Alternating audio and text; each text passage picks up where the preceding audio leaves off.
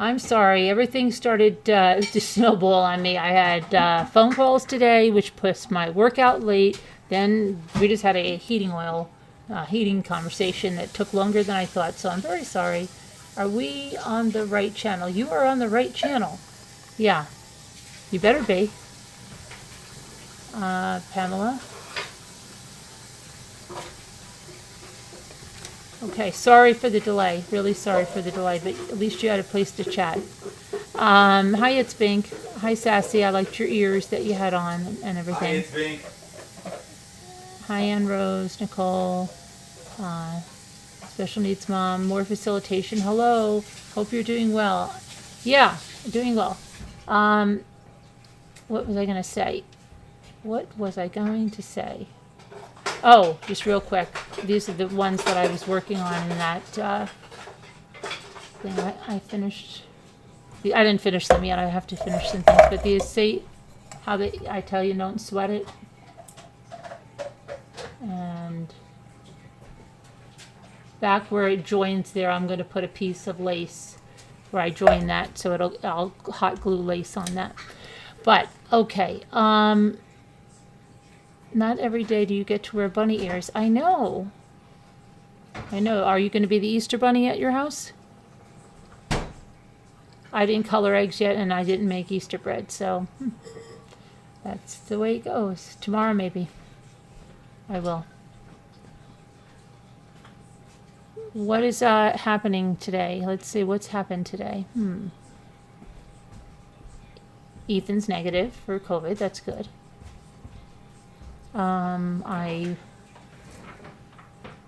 tomato plants, I knew they were going to they're like this big now. And tomorrow I'm going to have to do something because I have to transplant them. And I hope they're not going to be too big before I can put them outside, which is going to be another 6 weeks at least.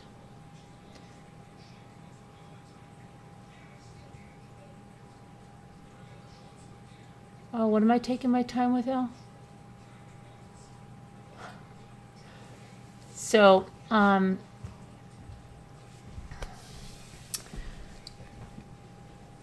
that's a usual thing, isn't it? Special needs. The other day, a body was found in South Carolina. The dog brought the owner an arm. Can you imagine that, Jimmy? You're taking your dog out for a run, and your dog comes back from the river with somebody's arm in its mouth. Where there's a dead body in the river. Oh my goodness. Yeah, that's what happened. Jeez. Yep. Came running up to its owner with a forearm in its mouth. Oh my God. Yeah.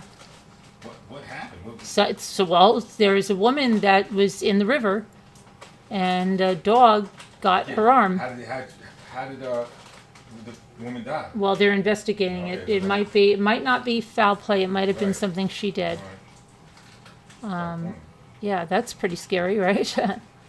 Oh boy. All that stuff, and then there was that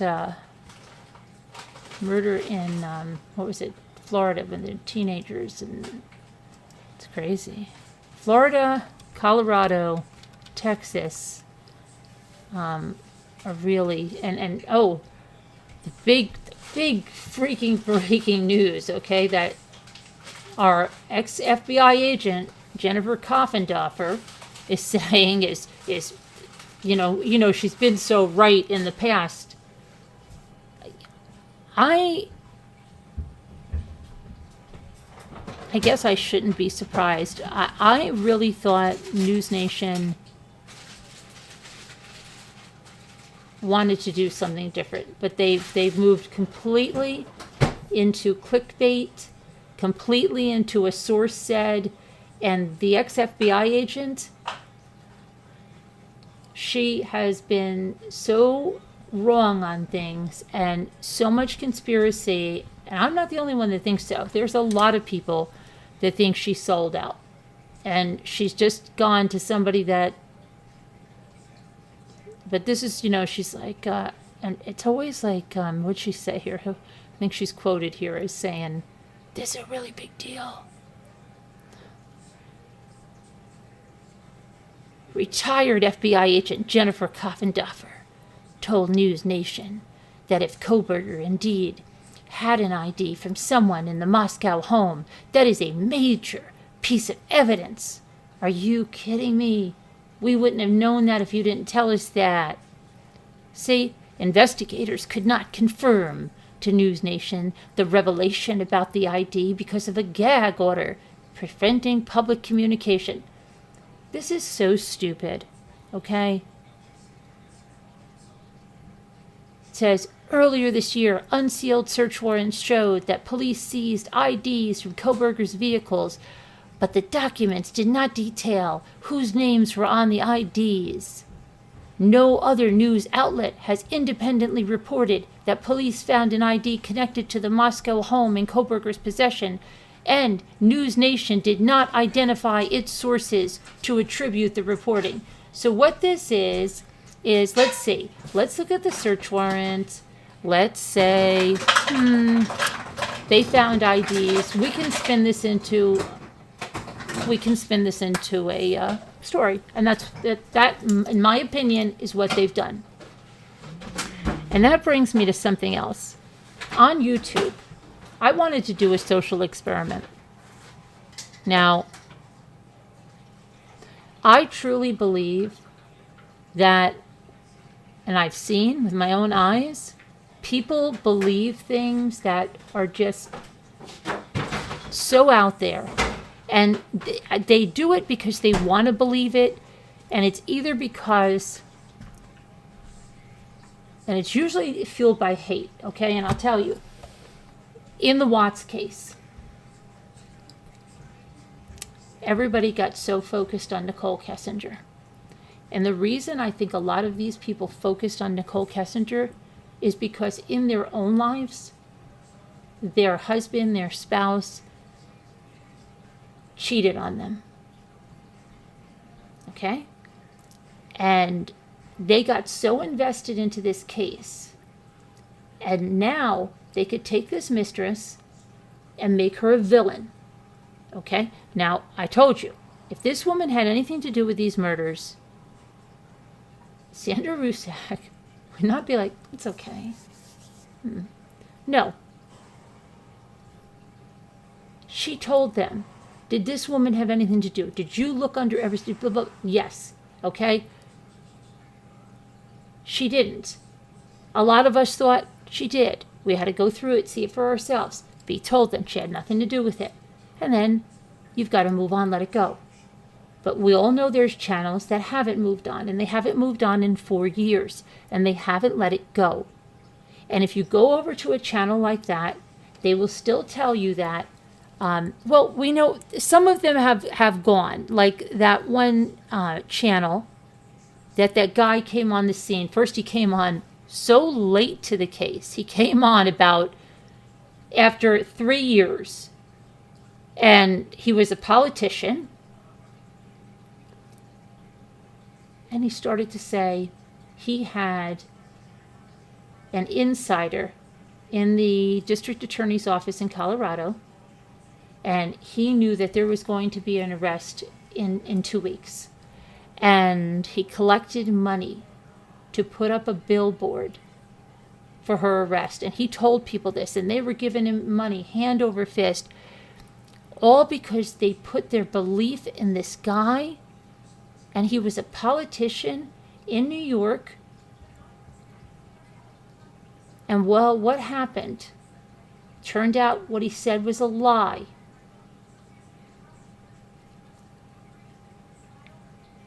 And I don't even know where the guy is now. I know one time when I called him out on it or something, he came over here like furious, telling me he was going to sue me and this and that and the other thing.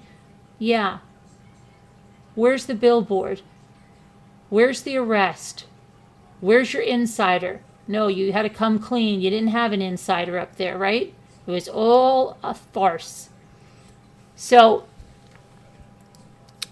but in the meantime, these people latched on to this. You think they stopped there? They didn't stop there. There's a few creators still out there every day spinning narratives about Nicole Kessinger, that even the Rusaks are involved. I have been told that I was involved by one channel, that Frankie and I did it. That's how I really knew Sandra. We didn't just meet over here. Of course, we've been friends for years and we're all in on it. Yeah, okay. So why do people support them? They support them because they are fueled by something in them. They're on that witch hunt, and they believe if they get Nicole Kessinger and they pin her up against the wall and they find this out, that somehow that is going to release some of this anger and hatred and all of this stuff that they have that's directed at the woman that their husband, spouse cheated with. Don't believe me? Believe me. I've seen a lot of these women. Believe me, they used to be here when we were looking into her. And a lot of them left when I said that she had nothing to do with it. And they got mad. Not only left, some of them got mad at me. Carolyn, how could you do this? You knew she had something to do with this. I said, I thought she did. We went through everything. And then when I got to know the family and I spoke with Sandra and she said, Carolyn, I would leave no stone unturned. I said, we had to realize she has nothing to do with it. Yes, we may not like anything morally that was done. We may not like things she said. We may not like that she was at the house. But she didn't murder those kids. He did. Okay? Well, there are other channels that keep giving this to them. And these people will get so invested into that. Just like in other cases, now you might say, well, how are they getting invested into the Kohberger case? Well, they're so invested in, I've got to make Kohberger pay. I've got to make Kohberger pay. Well, now he did it. Probably he did. I mean, he's innocent until proven guilty, but the evidence is pointing that he did this, right? But we know that people right away wanted to find out, I bet you he killed other people, because they put a gag order on and the case had to go on. So in this case, the case had to go on because these people were invested and they didn't want to wait, because they treat it like it's a series. I don't want to wait for the new episodes in June, right? I want to go now with it. So what did they try to do? Oh, we'll give them a little something. Breaking news, Idaho 4 case. Breaking news. And here's what I imagine, like they sit around and these other channels do. They look for anything. What could we spin? What could we spin? We could spin that. They said they found an ID in his car. Do we know whose it is? No. Just tell them a source said that they think it's that. They can't prove otherwise, and we don't have to name our source. Oh, okay. All right, good. That'll be good. All right. And they'll come out. Nobody can confirm or deny. The police will say the police can't say anything because of the gag order. That sounds great. But then we'll get the ex-FBI agent to say that if it is someone's that was murder's ID, that's big. Well, Jennifer, who would deny that would be big if it was the ID of one of the victims? But you don't know that. Okay, so it's just, I don't know, it's so disgusting. So I wanted to do a social experiment, and I've talked to people about this because it's getting to be that people will believe anything if they're really invested into it. Okay, so I could come on here any night of the week and say Nicole Kessinger had something to do with it. I'm sure we're going to find her. I've got this stuff here. They're wrong. I found this stuff in the discovery, and I would have thousands of people sitting here saying, "You go, Carolyn. You go," right? Because they're invested in that. They want that. And there's a lot of unscrupulous content creators that'll cater to that. It's easy money, right? It would be easy money for me to do that. I know that case inside and out. But I have a moral compass that I'm not going to do that. So with every case, Summer Wells, somebody was asking me about Summer Wells the other day. Yes, I covered the case, but I didn't cover the conspiracy. I didn't keep going when there was nothing to go on and just keep with that case. There are people that have Idaho 4 in their title every single night, and they're covering the Idaho 4 case. There are people and channels that cover Kylie Rodney to this day and say, no, it wasn't an accident. No. Everybody's wrong. You're all wrong. Kanika Jenkins, right? Still going on.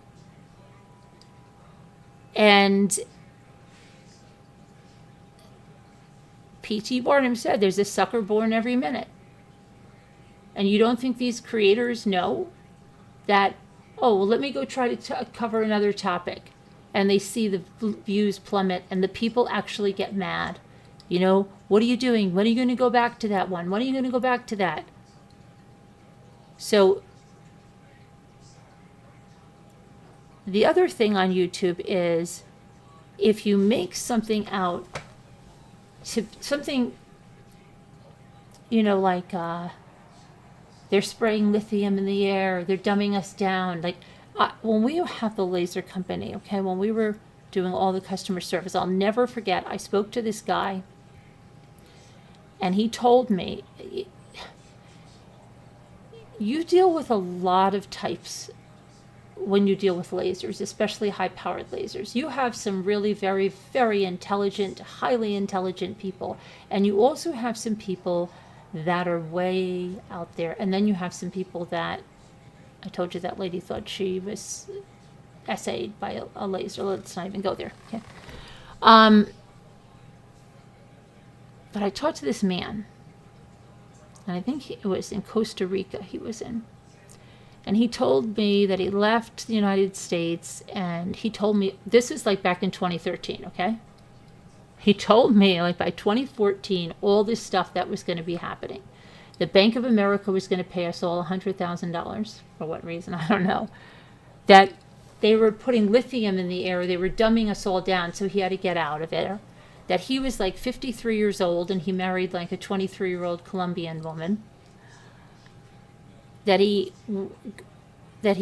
moved over there, took all of his money out, doesn't believe in banks. I think he had his money in jars buried in his lawn. He told me all of these outrageous things. Okay? And he told, as if, and I just, okay, all right. And he believed them. All of them. And I just think like, seriously, okay. And I would think like, well, how could somebody believe that? But then the other day, somebody had something on in a Zoom. And most of the people were asleep or whatever, so I don't know whether somebody's thing went on, but I was doing some work and I was hearing it in the background. And I don't know who the person was. They were on YouTube. And as I listened to it, I said, you know what? This guy, like when you first listen to him, you say, he needs the guys in the white coats to pick him up. He was saying that a Mork and Mindy episode, Mork and Mindy, from 1980 or something, I think it was, with Mork in this cow field, was showing us exactly what's happening now. That the meat is fake. That there's all these things that are being done to us. He was going on, and I said to myself after listening to this, I said, if somebody would listen to this, day in, day out, day in, day out. And let's say that this guy had a likable personality, or maybe they thought this guy wasn't insane, and that I can see people getting sucked into that, the way they get sucked into a cult, right? And that's almost how Alex Jones did stuff, right? Alex Jones would come on and scare people and say, oh, there's going to be this super bug, but you know what? My company has this cleaner, and it's $29.95. And remember I don't know if you were with us with the trial. This is what he did. He went on and he fear-mongered. And he would say, oh, they're spraying stuff in the air. And you know what it's doing? It's taking away your fertility. You're not going to be able to reproduce. It's what the government wants. And then he would sell some kind of supplement for fertility, right? And then his little managers would be telling him, you're doing great. You got $186,000 today just in the merch, just in the products that he's promoted for this. And in the meantime, it wasn't just that he made up these fake scenarios. He also said things like the shooting in Newtown was fake and they were crisis actors, and he hurt so many families, and now he's been made to pay, which was a great, great victory. But there are so many more like him that do this every single day. And I don't watch those other channels, like about meats. I don't know. I mean, I don't even know who that guy was. I heard it on a Zoom. But I said, if somebody would listen to that all the time, and this guy is trying to say that Mork and Mindy, but you know what it reminded me of, okay? It reminded me of some stuff that happens here on YouTube, okay? Somebody will take somebody's video, like we know what happens with my videos, right? Somebody says every night they look at my videos and they say, oh, look, she's editing. She's editing right now. You see why she made that pause? That's so she can take that out. But never once did they play the videos side by side. Never once. They tried to make you think it was the same part of a video, but there was two different parts. Because I do say the same thing at different times, right? So yeah, you could grab one part in the same video where I'm saying a certain phrase and I'm saying it again, but it's two different parts of the video. Doesn't mean I edited the video. You can't edit a live video. This is YouTube, okay? This stuff is so preposterous that you say, how could somebody believe that? And are they believing it, or are they just hate bonding? And yes, okay, we don't care. You say what you want. You're off the wall, but I'm just here because I'm hate bonding with everybody else. Well, apparently, from the people that left them, that's what they're saying. Oh, they didn't believe any of it anyway.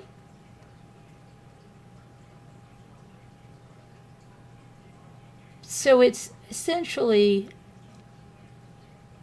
people just believe anything they want. Do they know something's not true and they go along with it because somebody hates who they want to hate?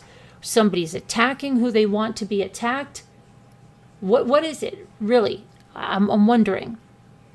So back to my social experiment. I have ADD, okay? Back to my social experiment. I wanted to do a social experiment, right?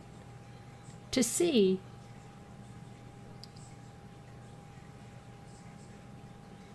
what people would believe.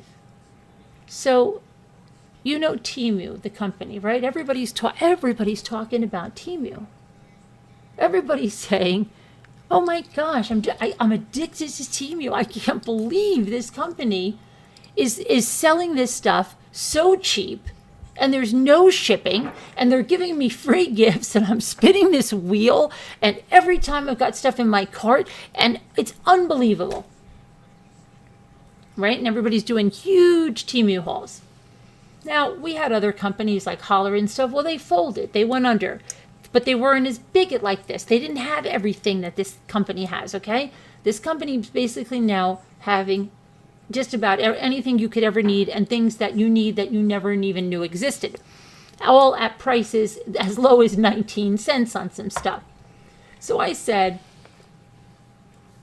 to someone today, I said, can you imagine if somebody got on YouTube and said, hey, guys, why do you think Temu is so big? And why do you think they keep sending you stuff in your inbox so you go back? Why do you think when you placed an order, now they're telling you things are 19 cents and you get to spin the wheel and you're going to get this free stuff? Why?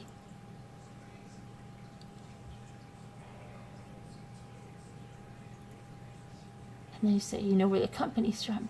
They're getting all your information and they're knowing everything you like. And that's why they're recommending that stuff. And now they know what you live, where you live. They know what you like. They have all of your information. They have your credit card information. Of course they're giving you this stuff because they're going to do a mass. They're going to capture all of your stuff. They're going to freeze up all of your accounts, right? You think if somebody got on really talking about that you're not going to have people thinking that, and how easy that's going to be to do that. And don't even think like why I'm saying this. I don't know why my friend and I in the Zoom were talking about this, and I don't know why this came to my head. I really don't. I don't even remember what we're talking. I don't know why sometimes things come to my head like this. But I just thought, like the way people say, like TikTok is this big conspiracy and China's getting all the information from the TikTok, right? Well, Temu is exploding. Now, when I did holler hauls, I didn't go live at the time. So there were a lot of people doing holler hauls. There were a lot of people ordering from Holler, and Holler also had those bright orange boxes. But the most conversing I did with someone from Holler was in their, oh, that's a good holler haul, leaving a comment. I didn't go live. Most of them didn't go live, okay? They did it on a pre-recorded video. So this is the first time something like that, probably much bigger, has come. And all of us are talking about it. And every time we go somewhere, someone says, oh, Temu. Oh, did you order from Temu? And, you know, it's like crazy, right? So we're being bombarded with the ads on Facebook and bombarded on them on YouTube. And we're bombarded in our email with Temu, Temu, Temu. And so far, not one, I'm waiting. And I don't know what made me think of it today. I'm trying to remember what made me think of this. But I cannot believe someone hasn't said, why is this company coming and going into, okay, here's another thing. It wasn't in Canada. And then Margot says, guess what? It's coming to Canada. And it wasn't in Australia. And guess what? Deborah Vancouver goes, guess what? They're opening up in Australia. I mean, a lot of times when I tell people this, they go, oh, you should write short stories. Because I always can think of just something like, oh, wouldn't that be weird if this happened or that happened? Oh, you should write a short story. But just think about the movie, right? Think about it in a movie sense. And can you see it? It would almost be like the Stepford Wives, like everybody going to their mailbox going and looking, they're in the cul-de-sac. Did you get a new TV order? So did I, right? And then the women going into the house and, oh, honey, you and your TV orders. I know, darling, but at least they're so inexpensive. It's just a little fun, right? So can you imagine a movie like this? And then it's like everybody's ordering for Temu. And then meanwhile, there's some like nefarious thing behind the company and it's getting all this information and then it's going to take over. It's going to take over the United States. It's going to take over Canada, take over Australia, right? So it would And you know what's even funnier? It has the orange, right? So like, it's got these big orange boxes.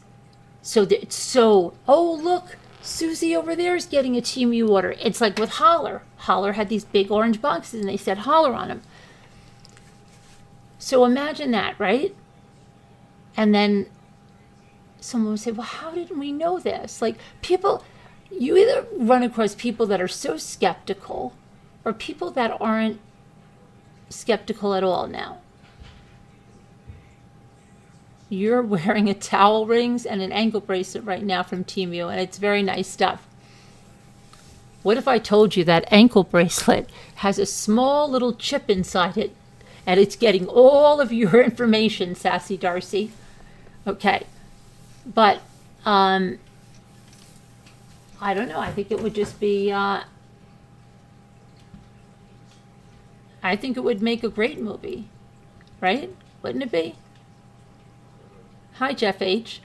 You know, what's happening? Everybody got their TMU order.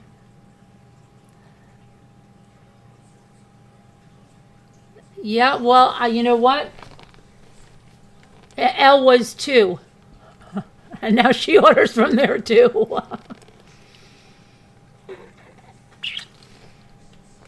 I think it's funny.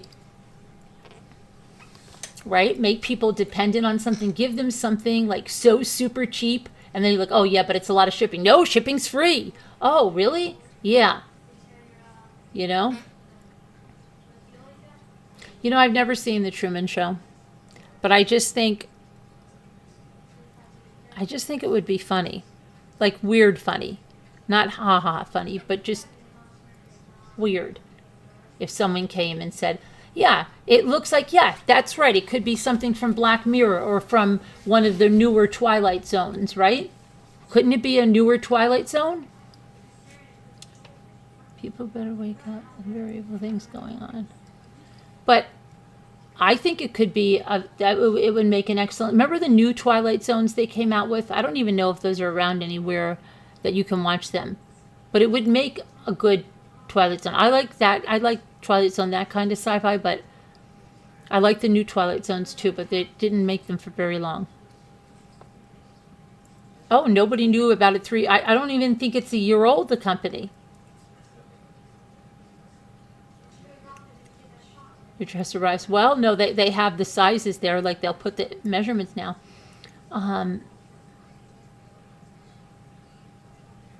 right, that would make a great little episode or a short story.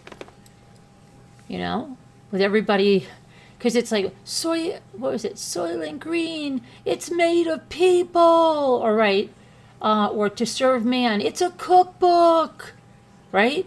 TMU, and you could even make up. You could sit there, right, and make up the words for the acronym. TMU, it means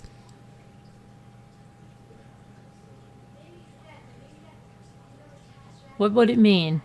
Take everything.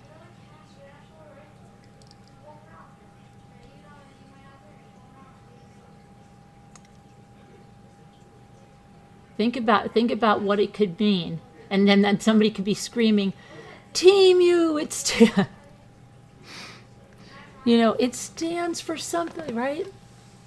I think it would be good. I think it would be a good short story.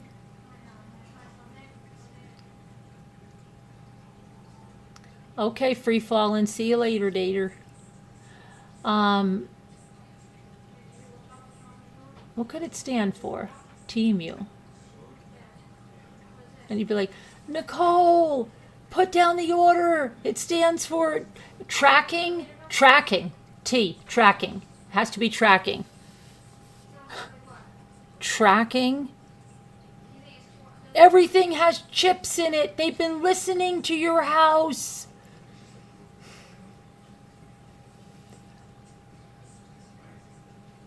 Take every man under. Tracking everyone.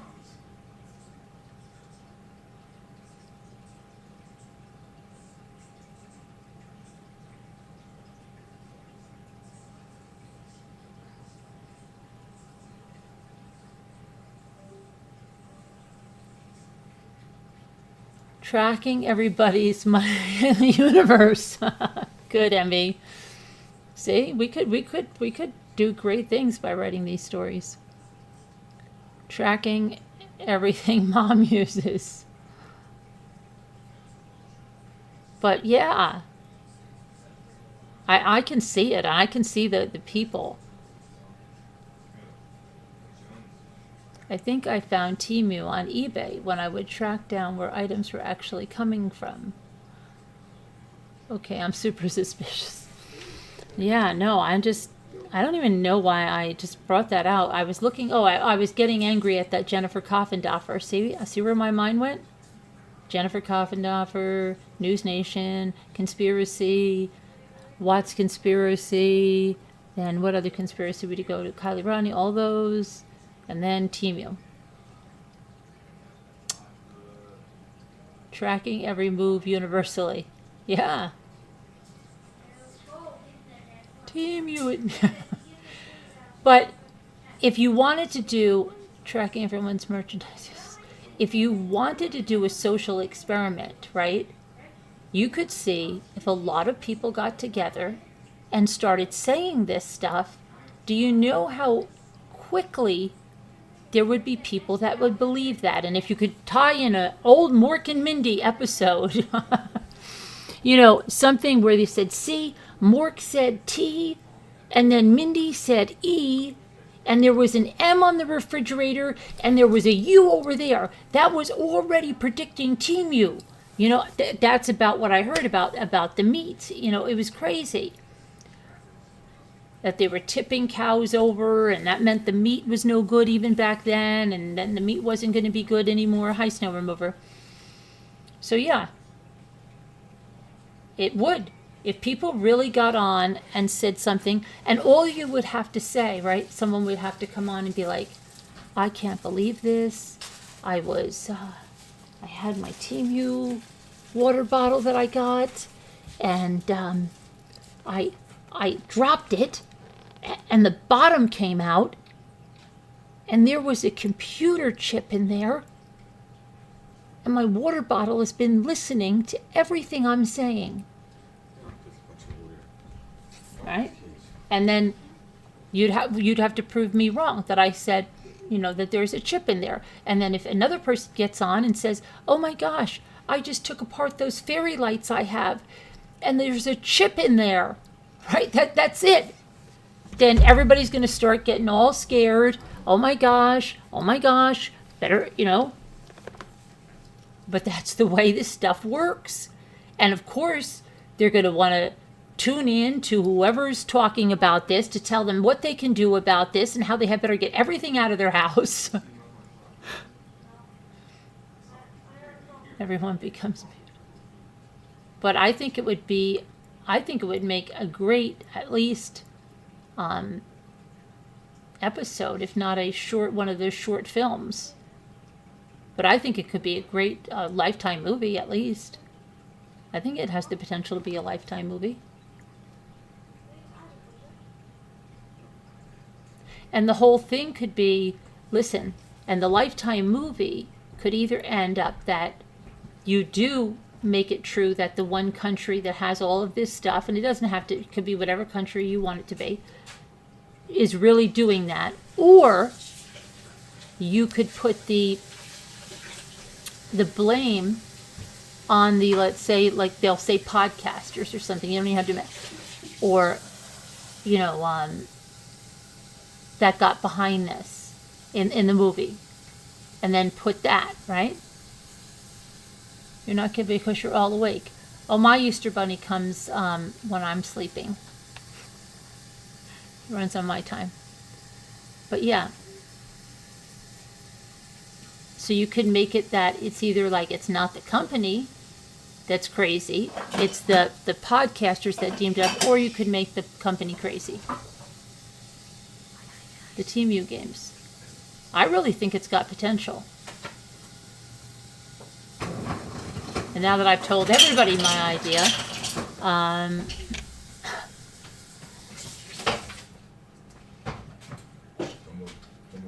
but Great. I think so, Kevin. I think we could all, maybe when we go on the celebration, we should all sit down and write it out. Send it in.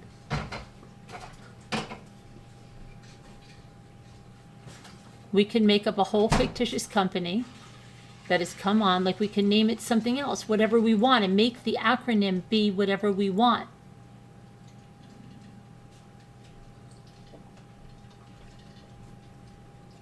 Like we can maybe make it Memu or whatever we want. And instead of orange, we could have like bright chartreuse green packaging.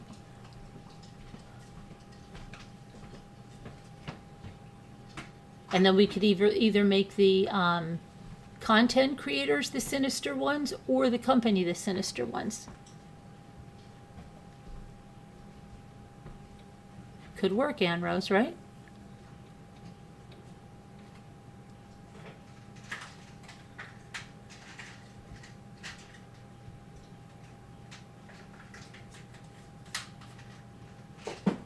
I think so. I think it could work. But that's how easy people will believe stuff. But I just think the company thing is great. Don't tell, no, just, oh, it's okay. You haven't ordered? You've never been on it? Don't go, Barb, it's a...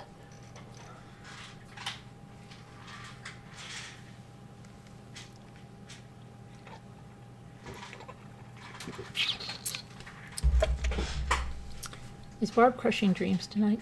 Okay, let's see what else, if there's any real news instead of fake news nation.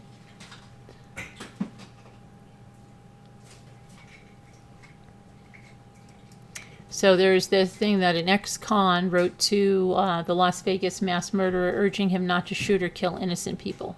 Wow. An ex-convict wrote to Stephen Paddock multiple times between 2013 and October 1st, 2017, when Paddock opened fire from a Las Vegas room on a music festival, urging him to seek help and to not go out shooting or hurting people who did nothing to you. Paddock, 64, killed 60 people at the Route 91 Harvest Festival before taking his own life as police officers closed in on his hotel room. Hundreds of people were wounded. The handwritten letters from Jim Nixon were found by the new owners of an abandoned office building in Mesquite, Texas, and mailed to Las Vegas police in 2017, who sent them on to the FBI. But the 10 letters released this week in response to a records request were not previously made public or even mentioned in reports about the shooting until recently, when a heavily redacted summary was released by the FBI that mentioned them. The reports all concluded that there was no clear motive for the shooting. In one of the letters, Nixon, a disabled Vietnam War veteran who served time for tax fraud years ago, indicated that Paddock had asked him about upcoming concerts in high-rise hotels near Dodger Stadium in Los Angeles. About your request for all nation festivals or music, you can Google them yourself, Nixon wrote. Of course I can check on getting you some tickets for you and your girlfriend if you would tell me which one you want to attend. Nixon, now 75, said that investigators never contacted him, never asked about the letters. He did what he did, and I feel bad. I couldn't have stopped him. I didn't know he was going to do what he did, but clearly he had some inkling of what was going on in his friend's mind, at one point imploring him not to shoot innocent or kill innocent people. I can get someone for you who can help you, Nixon wrote in a May 2017 letter. Please don't go shooting or hurting people who did nothing to you. I am concerned about the way you are talking and believe you're going to do something very bad. Steve, please don't do what I think you're going to do. A few days later, on June 1st, he wrote again, My friend, it sounds like you're going to kill or murder someone or some people. Please, whatever it is, I would like to talk to you about it, and we can discuss it. Please, don't go on a shooting rampage like some fool. Even as early as 2014, Nixon appeared to be concerned. You said in 3 years you would be ready, and that your plan would show up in Nevada, California, Illinois, Texas, New York, and other cities. What do you mean? And on March 2nd, Nixon wrote, You must going on a hunting trip with all those guns you're stockpiling. Nixon said that he never contacted anyone about his concern, but repeatedly urged Paddock to seek help. You're a good person, and I want you to know that I'm concerned about you and your well-being. I believe you're lying to me, and you're going to hurt or kill someone. You sound like a real madman on the phone tonight. The last letter came in June, just before Nixon was going back to prison for 15 months for a parole violation. He urged Paddock to write him while he was in custody. Look, buddy, I can get you some help. You need to talk to someone who knows how to deal with dreams. Don't listen to what the dreams tell you. I will help you all I can.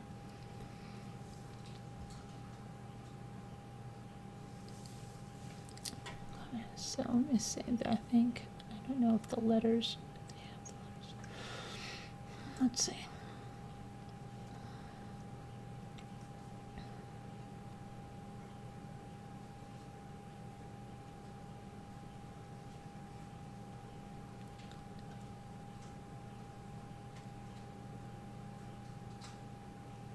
That's weird, isn't it?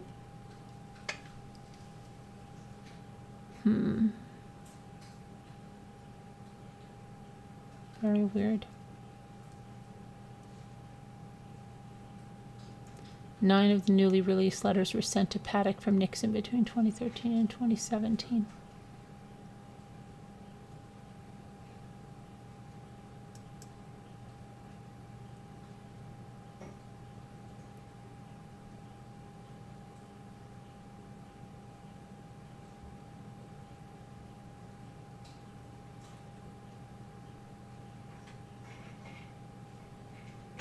Okay, let's see what else we've got.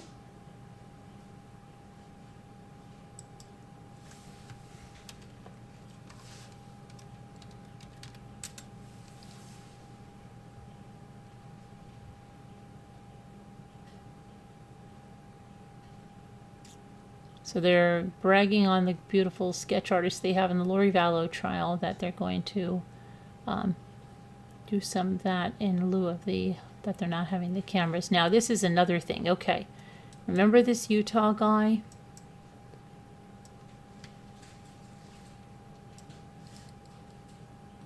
Michael Haight. He shot his whole family of 7 and himself. Well, they found that he left a note blaming his wife. Michael Haight was obsessed with appearances, according to the report of the incident from the Enoch police. A final report on the suicide and murders of a Utah man and 7 members of his family reveals a man obsessed with his image, under investigation for child abuse, and angry and blaming his wife for any of his perceived problems. The report from the Enoch Police Department also includes body camera footage of the officers who arrived at the rural southern Utah home of Michael and Tasha Haight and their 5 children. Tasha Haight's mother, Gail Earl, was staying with the family because of her daughter's safety concerns at the time of the January 4th murders, and she was shot to death alongside them. A neighbor found the bodies after becoming concerned and entering the house. Police had already been by the house for a welfare check when Tasha missed an appointment, but they didn't go inside. Each person was shot at least once in the head, and some were shot multiple times. Officers found the bodies of Tasha Haight, 40, Earl, 78, on the bed in the master bedroom, with 4-year-old Gavin on the floor, Sienna, 7, Ammon, 7, Briley, 12, Macy, 17, all found in their own bedrooms. Some of the children were in bed. The body of Michael Haight, 42, was found atop a sleeping bag in a room in the basement where he had been living since his wife filed for divorce in December, after first telling her to get out of the house and leave the children with him.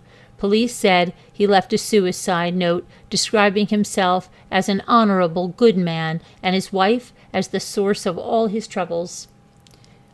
I quote him saying, "I have worked my whole life for the idea of an eternal family. I have been an honorable, good man who has tried to do my best to provide for my family. I have never seen someone who is so intent on finding fault in others. I have tried helping, but it generally backfires, and I seem to always get blamed. I would rather rot in hell than to put up with another day of this manipulation and control over me. I've been complained about every step of the way, that I work too much, I put my church calling before my wife, and on and on and on. She has been so awful to me and my family for years. This is nonsense. I can't handle it for one more day. We will not be a burden on society.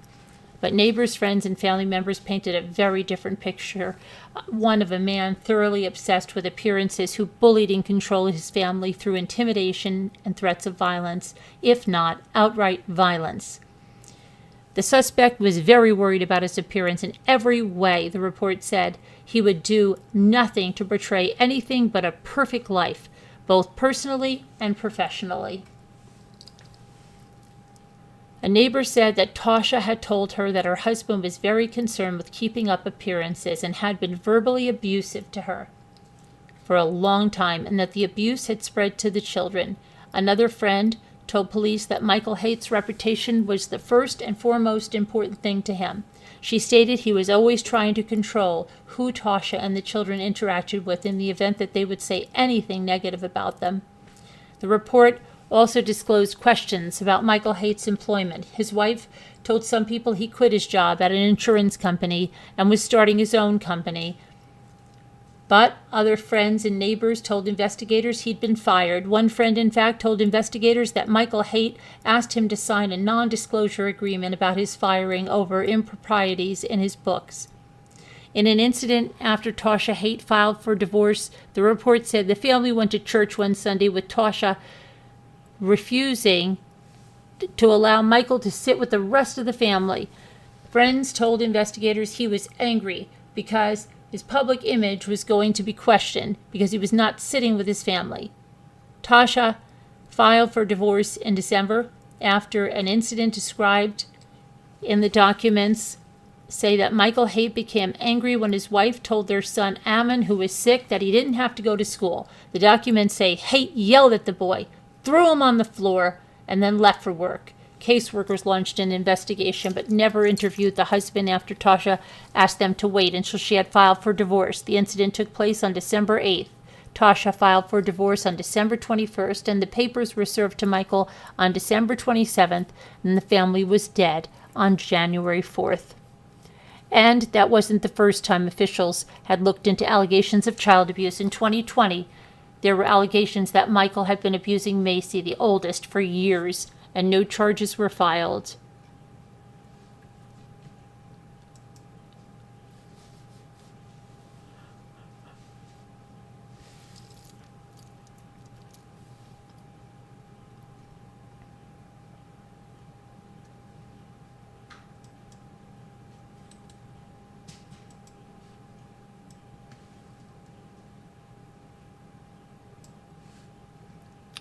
Police arrested a man accused of murdering his former girlfriend and her young daughter in Washington.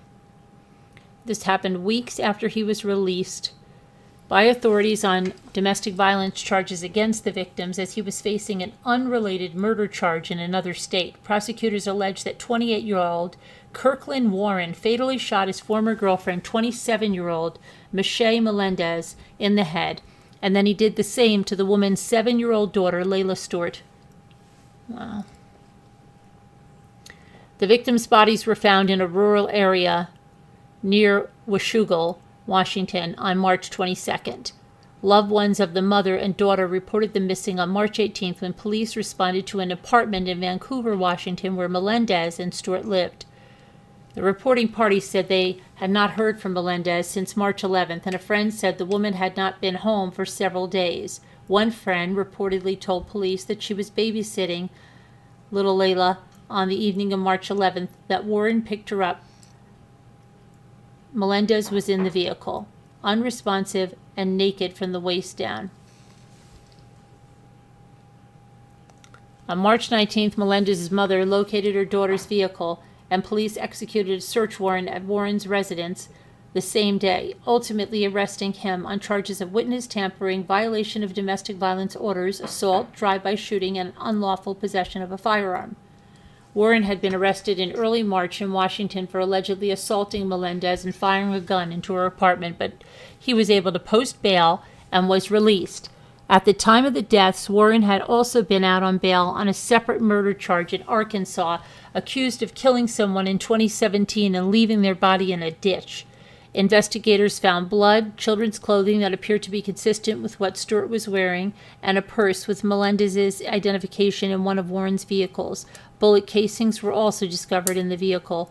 Cell phone GPS allegedly ties Warren to the location where the bodies of Melendez and Stewart were found. A GoFundMe account is raising money for memorials for the slain mother and daughter. Warren has been booked on 2 counts of first-degree murder in connection with the deaths of Melendez and Stewart. He is being held on a $1 million bail in Washington, and his bail in Arkansas has been revoked. Arraignment is scheduled for April 17th.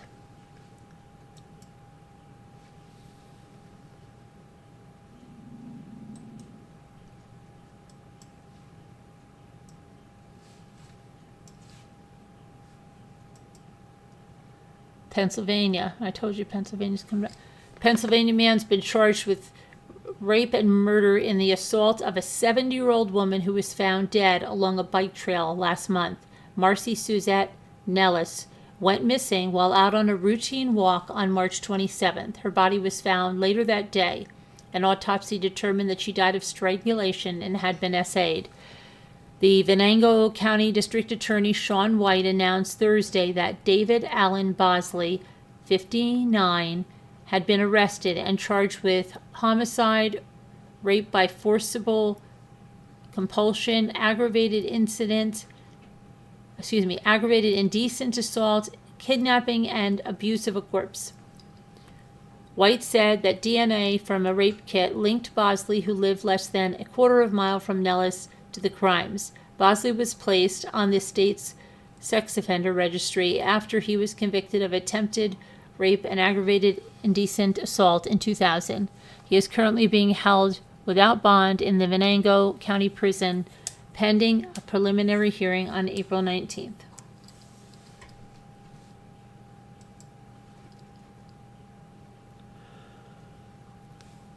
And Lori Vallow's jury has been picked. She's ready to start on Monday.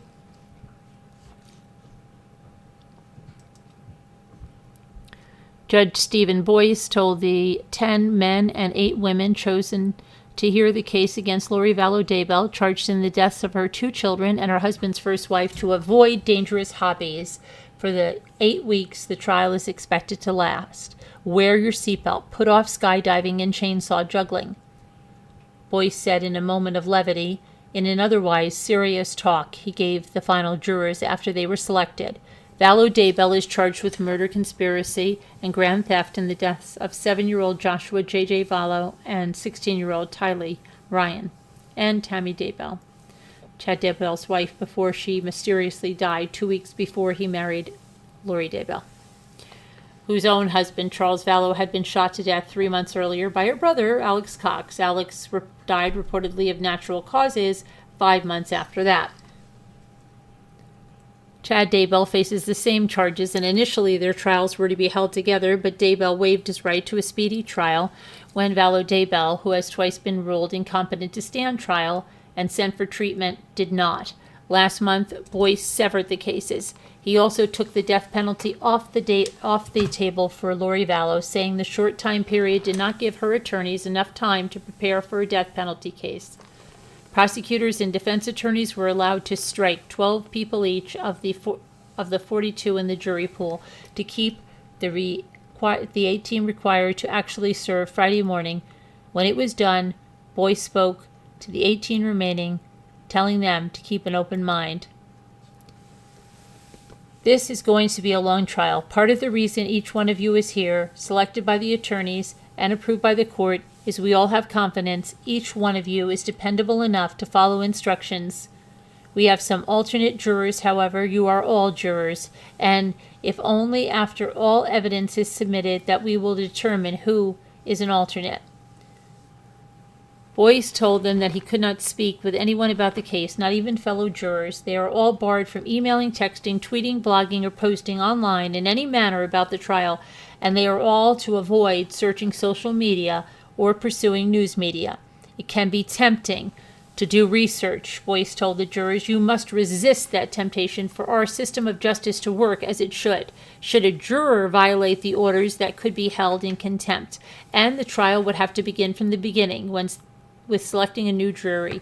The judge told them that if problems get that far along, there would be a very uncomfortable conversation. The jury is not being sequestered, although Boyce said that could happen.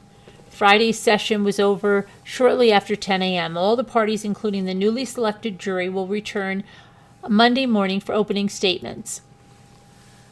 As the session got underway on Friday morning, an AITA County Courthouse made about 60 seats inside the courtroom available for reservation by the general public for Monday's opening statements. All the seats were taken in 2 minutes. Cameras have been barred from the courtroom, so the only way to see it is from one of those seats or from the overflow rooms at the Ada County Courthouse in Madison County. Details of Friday's session will come out. Okay.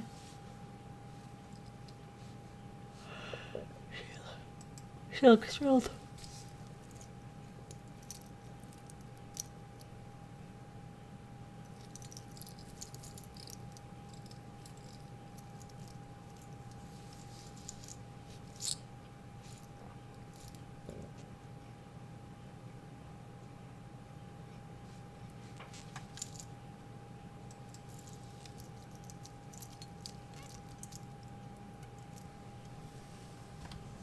How many did she kill in total? Yeah. I know. And then we'll be back live with Letitia on Monday as well. And I wonder, I'm really waiting for Harley to take that stand, aren't you? I really am.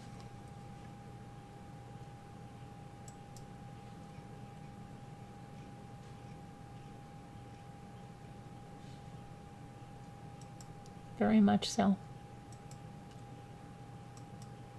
I have a lot of questions, but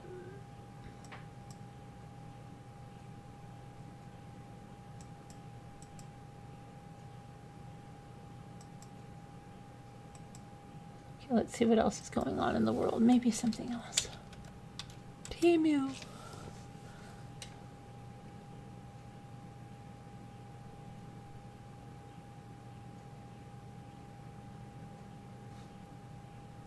Let's see.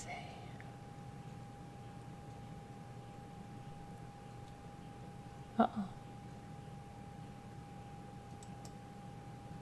David Crosby, I thought he died. Oh, he died in January. He died after, okay, so they said that, I feel like I know that other guy. It reminds me of somebody, that guy right there. Who is that? Graham Nash. See, Alan Thicke or something there. So, Graham Nash said his former Crosby, Stills and Nash bandmate, who died January 19th at age 81, had fallen ill while on his latest tour. He was rehearsing for a show to do in Los Angeles with a full band. After 3 days of rehearsals, he felt a little sick, and he'd already had COVID, and he had COVID again. And so he went home and decided that he would take a nap, and he never woke up, but he died in his bed, and that is fantastic. Oh. At the time of his death, he said that the singer, who for years had battled numerous health problems, including multiple liver transplants, diabetes, and heart disease, had died after a long illness, but did not want to provide further details. Isn't he also the father of, like, Melissa Etheridge's children or something? Last year, Crosby spoke about an earlier battle with COVID and had recently suffered. He said it had been awful. He said it was a very weird disease. It makes you feel absolutely freaking awful. It has been thoroughly unpleasant. It's no fun at all. You want to avoid it if you possibly can. Crosby said he expected to die soon, lamenting the years he'd wasted getting smashed. Indeed, given his health struggles and years of addictions, Nash said it was remarkable that Crosby lived as long as he did.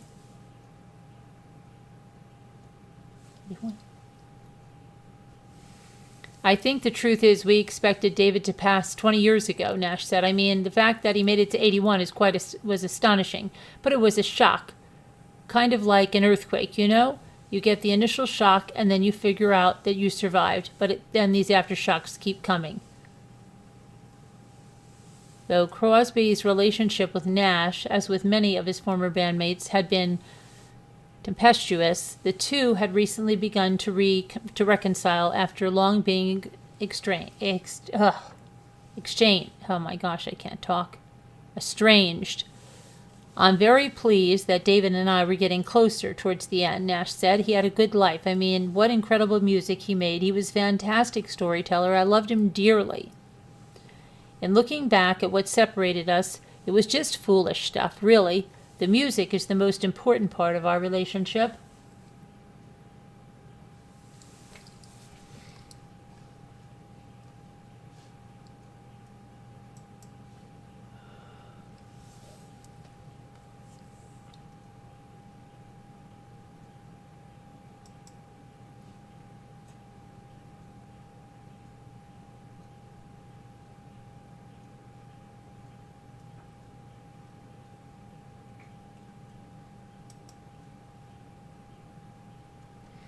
A Texas mom wrote a funny note up for her daughter's absence. So they put, Dear Miss Parks, I'm writing to let you know that Maddie won't be in school on 4/24 because she is going to the Taylor Swift concert in Houston the night before.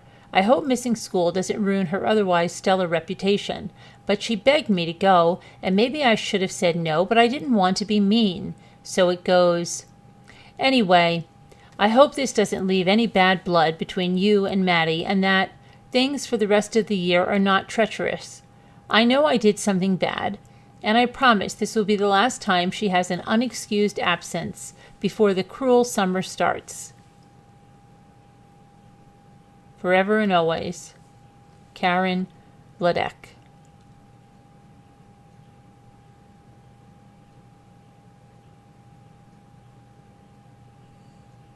And the teacher's formal reply said, That made my entire day. Miss Parks gets it, Vladek wrote in the tweet.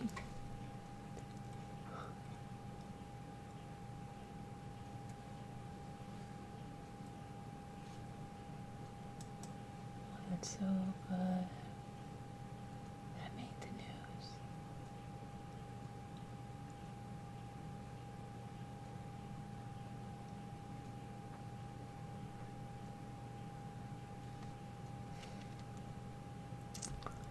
Let's see what else.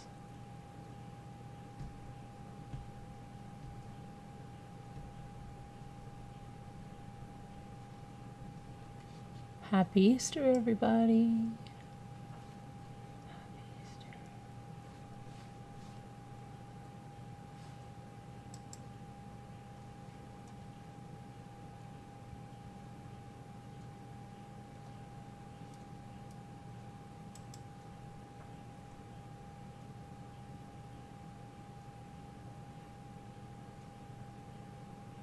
Colorado woman's dog bit customer in the face at Home Depot before they fled, and the victim required face surgery. Photo of the two women.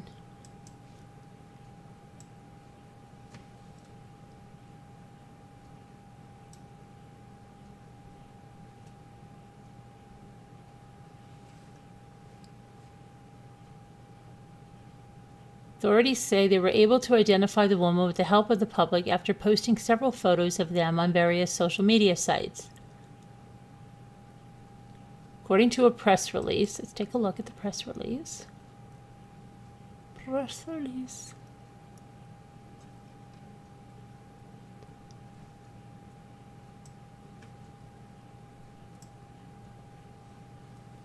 Okay, so they said They're hoping to identify the woman pictured here. On March 31st, the dog in these photos bit a customer at the Home Depot located at 1014 El Rancho Road in Evergreen.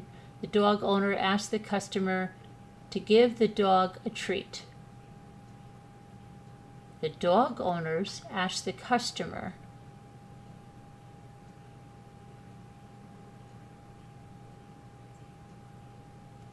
The dog owners asked the customer to give the dog a treat, explaining to the customer that they were training the dog. The customer agreed and gave the dog the treat, and then the dog bit the customer in the face. While Home Depot employees were tending to the dog bite victim, the woman exited the store with the dog. The victim sustained serious injuries and required facial surgery as a result of the bite. If you recognize either or both of these women, contact blah blah blah. And they said, update. We appreciate the public's interest in the case and would like to clarify that the dog owners are responsible for the pet's actions. The owner would be held accountable for restitution or in the event of any enforcement action. For dog bites, the dog is quarantined at their home for 10 days to ensure the dog is not exhibiting any behaviors associated with rabies. Update. With the public's health, we have identified the dog owner. Thank you for your concern about the case and for sharing our post.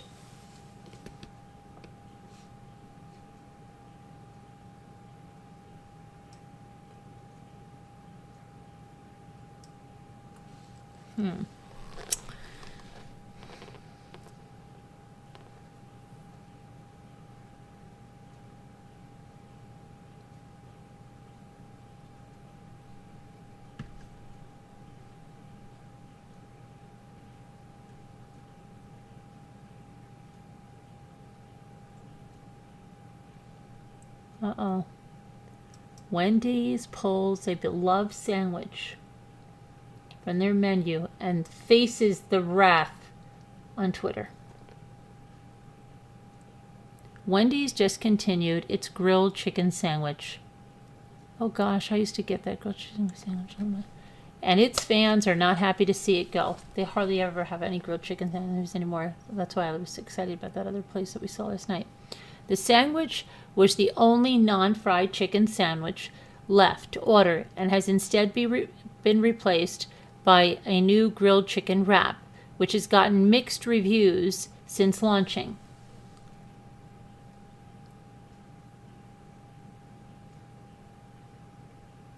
Wendy's officially pulled the grilled chicken from the menu on March 28th as the chain launched its new menu items like the grilled chicken wrap, which means it's sadly no longer available to order. The sandwich featured an herb-marinated chicken patty topped with mayo, romaine lettuce, and tomato. Served on a toasted bun, it only contained 321 calories, providing a healthier menu choice compared to their fried chicken sandwiches, which run between 400 to 700 calories, and their hamburgers, which run from 400 calories up to a whopping 1,200 calories. Their Dave's triple burger contains 1,204 calories. Fans sad to see one less healthy option on Wendy's menu go. Loyal grilled chicken customers took to the internet to express shock and frustration over the departed menu item. One person wrote, "The grilled chicken sandwich at Wendy's was my jam and a somewhat healthy option. Now it's gone, so I'm gone." Okay. Let's see here. Another woman found out while ordering at her local drive-thru and asked Wendy's, "Why did you betray me like this?" The grilled chicken sandwich. Oh, that is the one Malcolm said that. Okay, let's see. She said, "Why did you betray me like this?" Here, I should put this right here. Let's see. This woman here said that. She posted it was an Instagram. "Today I learned Wendy's discontinued their grilled chicken sandwich. Why did you betray me like this at Wendy's?" Someone else replied to the tweet writing, "It's sad to hear that Wendy's, too, has eliminated the only guilt-free sandwich from its lineup. The grilled chicken sandwich with limited fast food options in my area. I now have 0 grilled chicken sandwich drive-through options, and my children will go without Wendy's kids' meals. That's a bummer. Since the market is full of fried options and limited in guilt-free choices like grilled chicken sandwiches, wraps, and salads, another fan brought up an important point. They wrote in reply to a tweet. They replaced it with a grilled chicken wrap, which is a great addition, but they should have both, considering they're the only fast food place that does grilled chicken or salads. They have the market cornered. This is true. Their competitors like McDonald's, Burger King, and Taco Bell do not offer any non-fried chicken options, though they have in the past, other than Chick-fil-A and Subway. Wendy's is filling a void, keeping grilled chicken on the menu in some capacity, but they might have benefited from keeping both the sandwich and the wrap.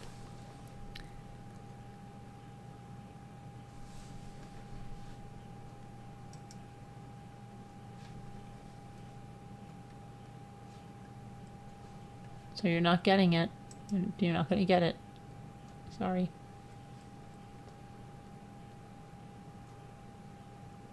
They took it off.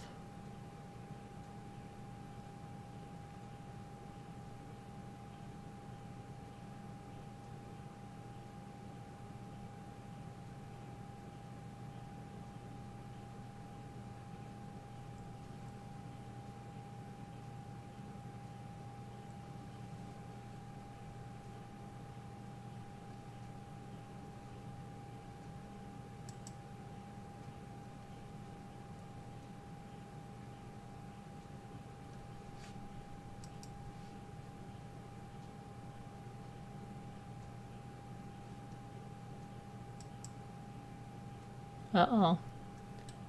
Valerie Bertinelli.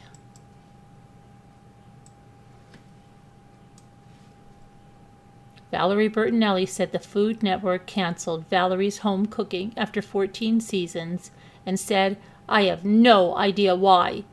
I didn't even know. I think I knew she might have had a show, but I've never even seen it. Maybe I saw part of it, but I didn't know it was on for 14 seasons. Wow. Rachel Ray is always on something that Jimmy's watching. I don't know what channel that's on, but I'd rather see her, even though I haven't seen her cook. Rachel makes me nuts. Valerie Bertinelli dropped the news that the upcoming season of Valerie's Home Cooking on Food Network is the last one. The show's host took to Instagram to share with her followers some good news and some bad news, revealing the good news was season 14 of her show was premiering on Sunday. She followed up with the bad news, saying the cable network informed her the year before that the show had been canceled. The year before they didn't. She just said something now. Food Network canceled us last summer. Oh, well, that's not the year before then. Food Network canceled us last summer. I have no idea why, Bertinelli said in the video. I didn't say anything last summer because, honestly, I was hoping they would change their mind, but they have not. So this is it. This is the final season. I have loved making this show. It was such a dream come true. Every single part of it brought me so much joy. Just start a cooking show. Just start a YouTube channel, Valerie. You can have your own cooking show. Bertinelli, or Instagram if you've already got videos on there. Bertinelli added, I hope that you enjoy this final season because we made every single episode with love for all of you.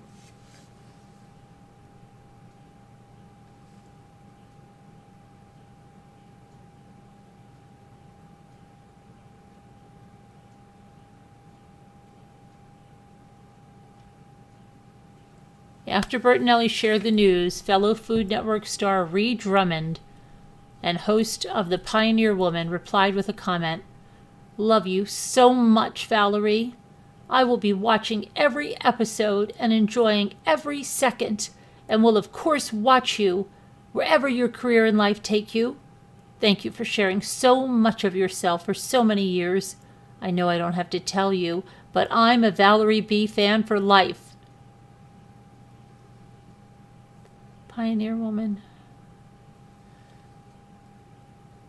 Valerie's Home Cooking premiered on the Food Network in 2015.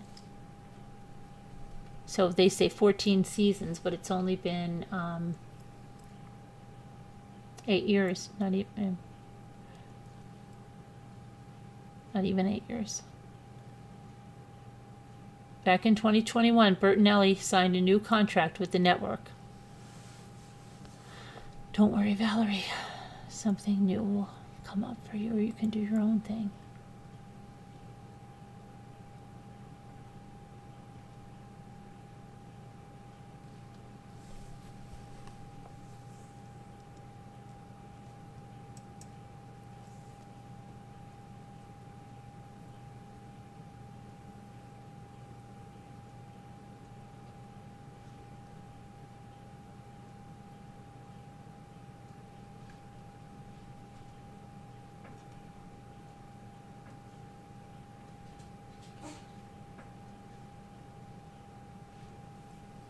Okay, let's see.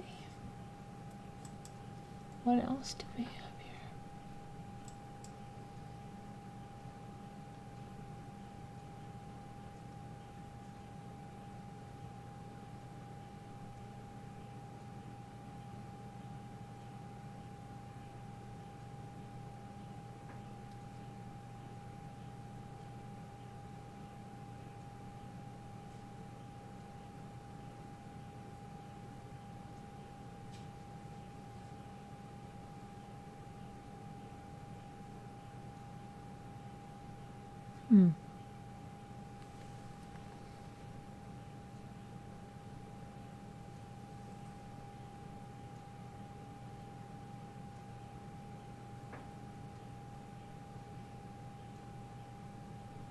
I think we probably got everything I'm trying to say here.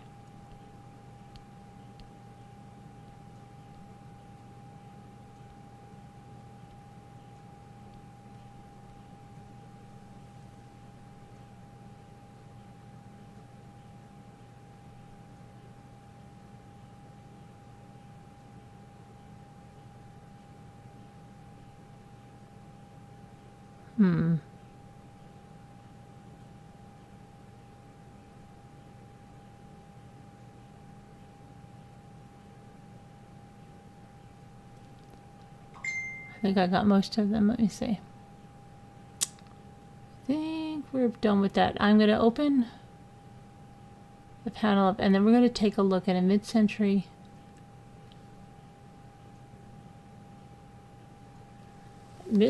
modern house. I was telling Nicole about, so let me see what's going on.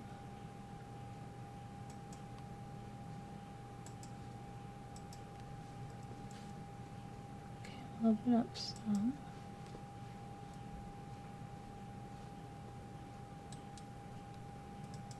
This is a, I wish I could find my lamb cake. This is a lamb cake that Nicole's mother, but not her real mother, made for her.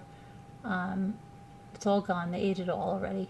But I was laughing because I made the exact same lamb cake. And we didn't make it again because we got freaked out because it looked like our Maltese. It was like really disturbing. And I tried to find a picture of mine on Facebook, but I didn't find it yet. But I've shown it here on the show before. I just think it's funny, the lamb cake, huh?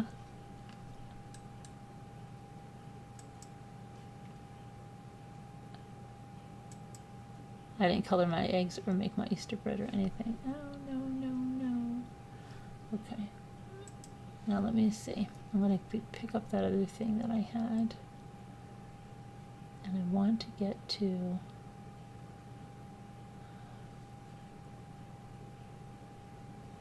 I don't know where my live stream is. My live stream.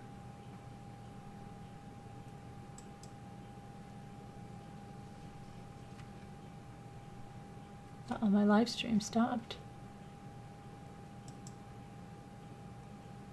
My live stream stopped and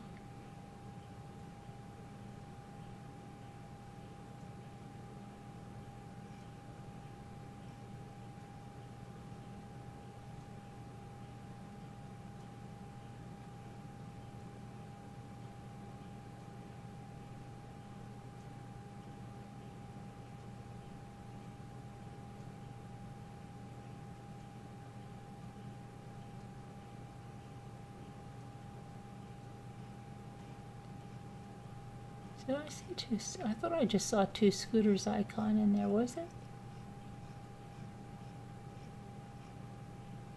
I thought you're laying down, Kevin. That's good. Okay, let me go and find what I was going to bring up.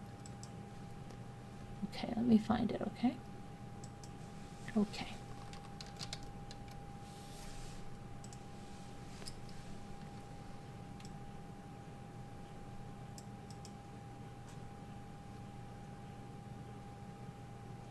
Okay, it's a mid-century. It's in Fountain City, Wisconsin.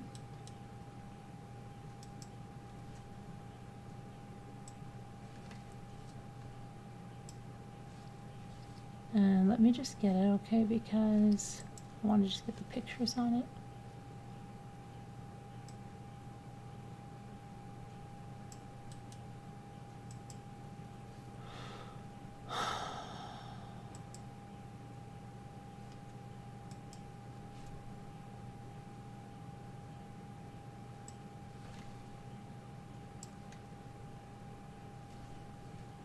Okay, and I'll tell you a little bit about it.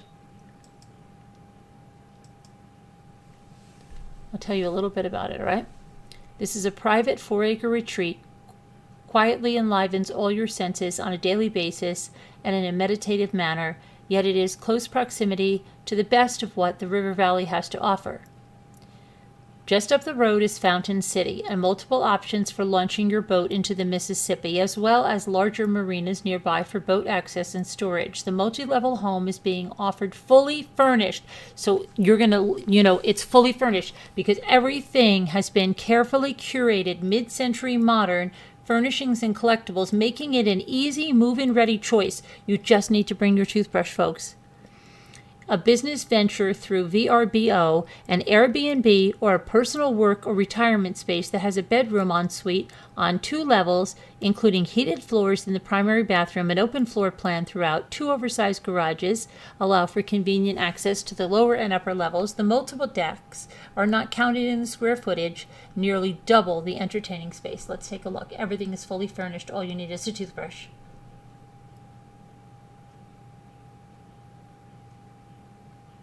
Everything you see, you get. Everything. Bring a toothbrush.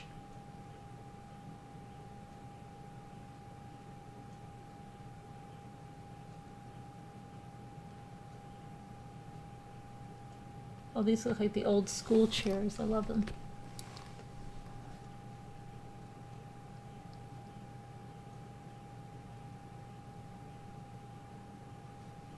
That's weird that they have these because it doesn't look like there's a knee wall there, so that's weird to have cabinets there.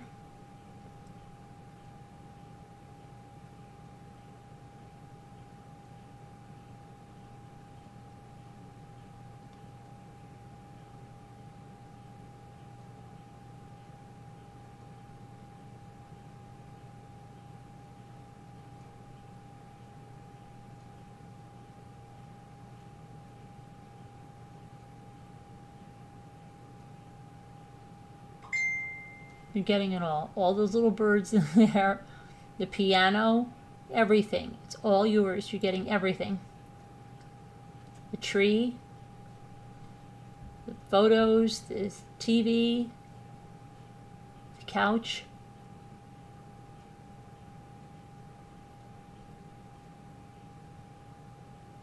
Paintings, everything.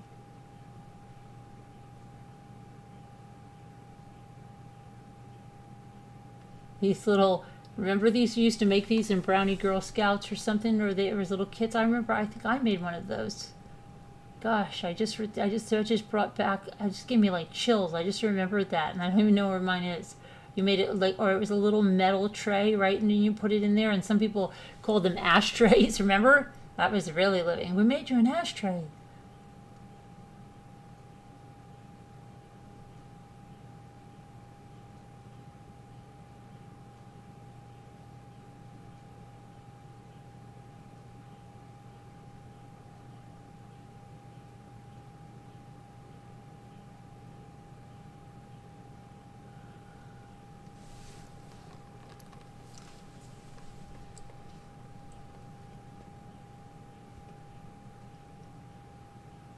Orange. There's the orange. Burnt orange.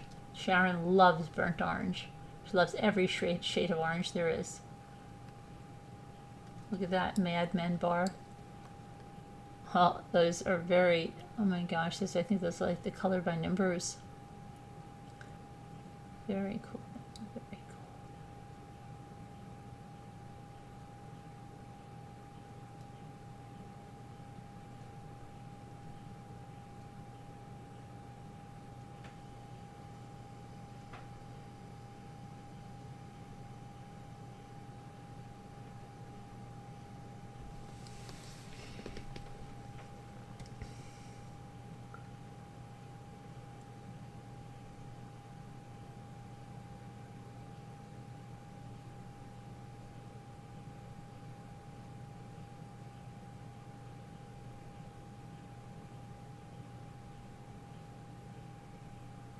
Okay. Put your guesstimates in there. How much do you think that is? Fully furnished with all the furnishings, everything. Just need a toothbrush. You can sell your house and all your furniture, all your collectibles, everything. You don't need them. All you need is your toothbrush and your clothes. Right? Right.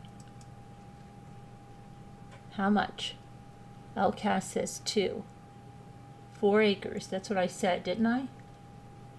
Yes, 4 acres, special needs. It's in Wisconsin. Just told you it's on the Mississippi, the mighty Mississippi.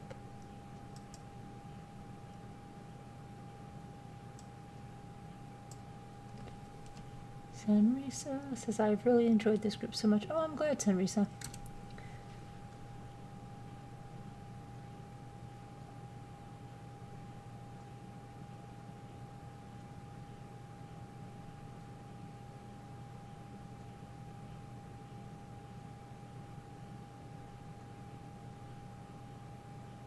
I used to watch cable when I did my art, but now I come here. Oh, that's nice, Enrisa. Yeah, we do a lot of different stuff here. You never know what you're going to get. We could start out with a true crime, and we could end up with, you never know what. And usually we have a way of cycling back to something. Like I might, you never know, like I might end this cycling back to the Temu thing. It's just, it happens automatically. Hi, Marianne. Hi, Pitbull. Did everybody put their guesses in? Hi, Emmy. Kevin Leonard likes it. Teresa W. Welcome, welcome. You get the furniture. You get everything. Just your clothes and a toothbrush. $1 million.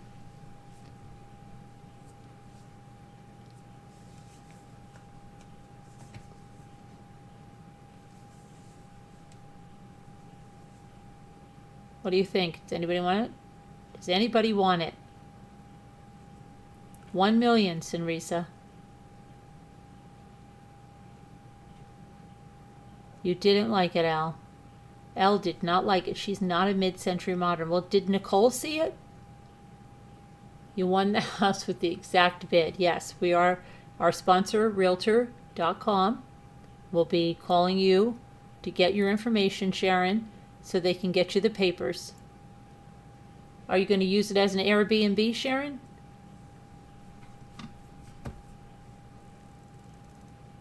Sharon gets it, orange and all. Sharon loves every shade of orange there is. If you want to get something Sharon she likes, get it in the color orange. She loves it. Hello, True Crime Girl. How are you? Anne says, not for me. If you got it for free, Anne, you wouldn't take it? Yes, you would. You'll be eliminating the orange. Stop it, Sharon. You'll ruin the whole thing. You'll ruin it all. Okay, let's go see something else. You'll ruin it all, Sharon. You'll ruin it all. Why can't you listen?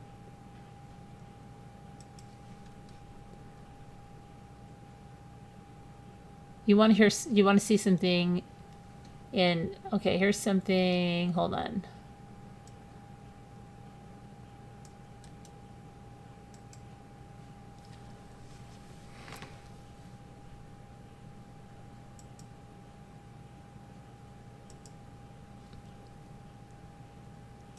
This is in Nashville, Tennessee. And I'll tell you about it, so just hang on. This is a 1910 historic cottage in sought-after neighborhood. This 1910 historic cottage residence on Choice Corner of sought-after Richland Central West End neighborhood, thoughtfully expanded, embracing the original character, welcoming front porch. Well, not really a front porch, I wouldn't call that a portico or something. 10-foot ceilings on the main level, a lodge-sized family room opens to a screen porch, a flexible 3-level floor plan, and excellent walkability with sidewalks along tree-shaded streets, unbeatable convenience to schools, downtown, Elmington Park, and the airport. Exceptional oversized landscape backyard, garden, private, 2-car, lower-level garage. It was built in 1911. It has 5 bedrooms, 3.5 baths on a quarter-acre. House is 5,193 square feet. Take a look.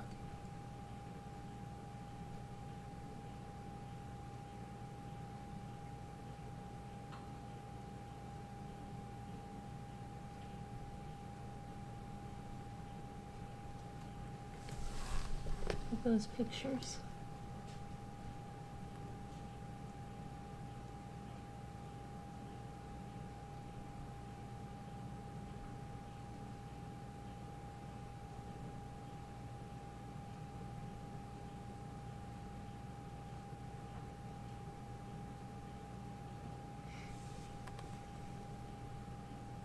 I would have cleaned up the bookshelves a little bit, and I would have put some of these books on the shelves, and especially this looks cluttered.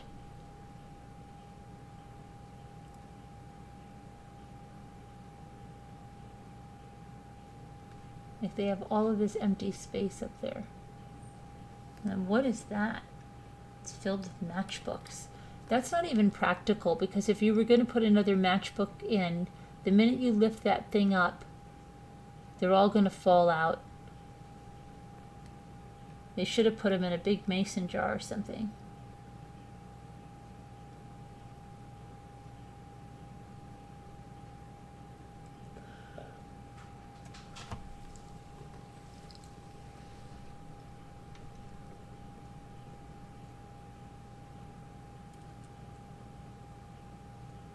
Oh my goodness, look at that thing of corks over there.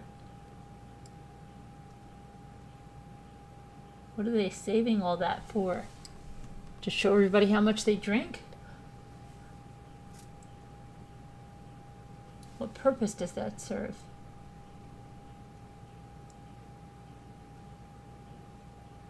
I don't like this in the house. It looks like a restaurant.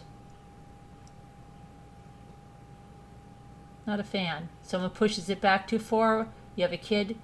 Bang! Oopsie! Broke all the dishes. Not a fan. Not a fan.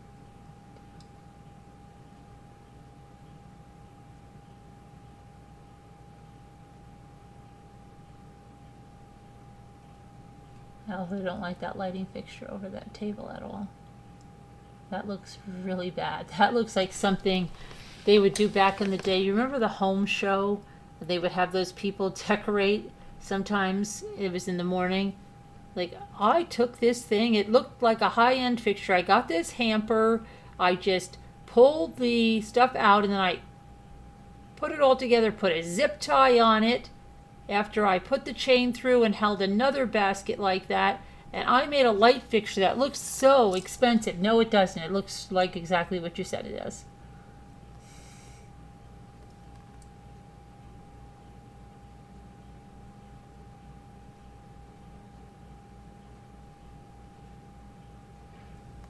This lady, I think she paints stuff. There's a lot of family portraits there.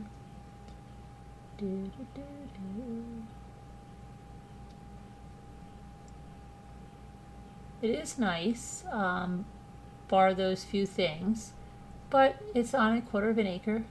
Look at that little bed in there. That's real cute, like that.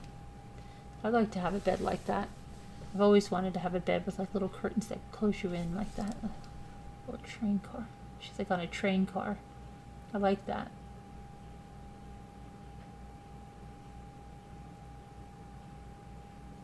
The window seat with the little bears is really cute. With the little shutters.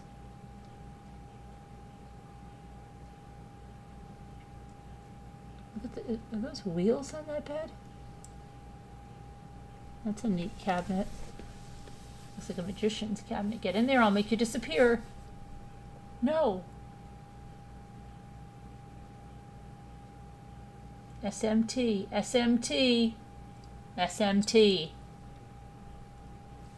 It's not a jetted tub. And that's a tiny little filler. That is such a tiny little filler. That's ridiculous. Oh, that is ridiculous. Look at those hands. I'm not a fan of those hands over there. And then there's is that a hand? It looks like that's a broken hand over there, doesn't it? What is that? Oh, it's a hand holding something, the soap. But that's far for the soap. I don't know, I don't like that. They didn't put anything on here.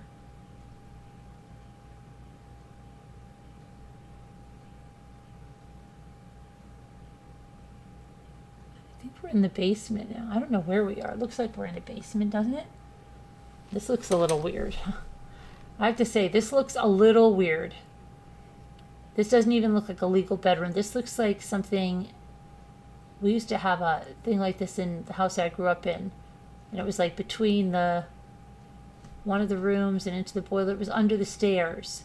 And I used to make it a little room for my dolls. I had actually these things that went across as beds. It was perfect. I was a very imaginative kid, and I loved that house, and I had all these little things, and I wish my kids would have been older so I could have showed them all those things.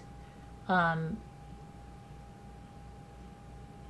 yeah, I did all those little things. I don't remember like kids a lot doing that today. I had the whole place set up like a little apartment.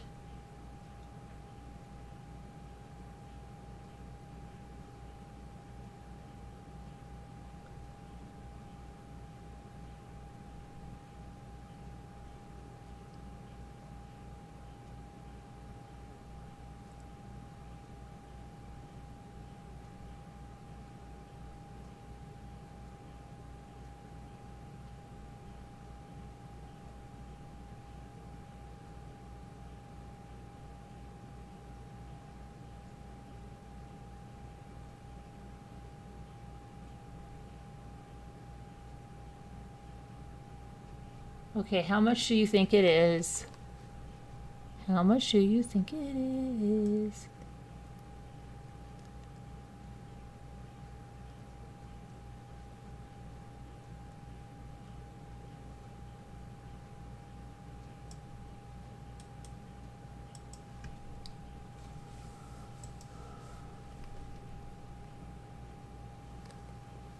Oh, come on, who?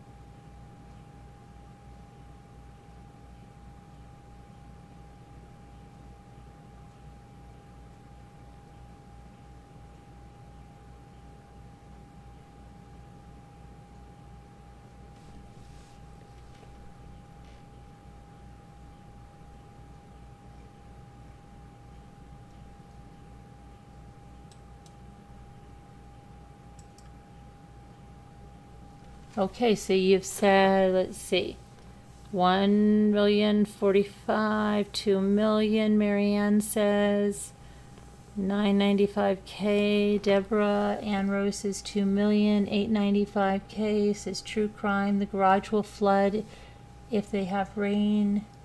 Sharon, are you guessing anything? Sunrises says 1.5, Teresa says 1.4. Sharon, are you guessing anything? Oh, Sharon. Oh, Sharon. I wonder if I should start some bread and just let it rise all night. Should I start some bread and let it rise all night? I don't know. Sharon? You're not going to guess, Sharon? Sharon, really? Oh, she did? Okay, sorry.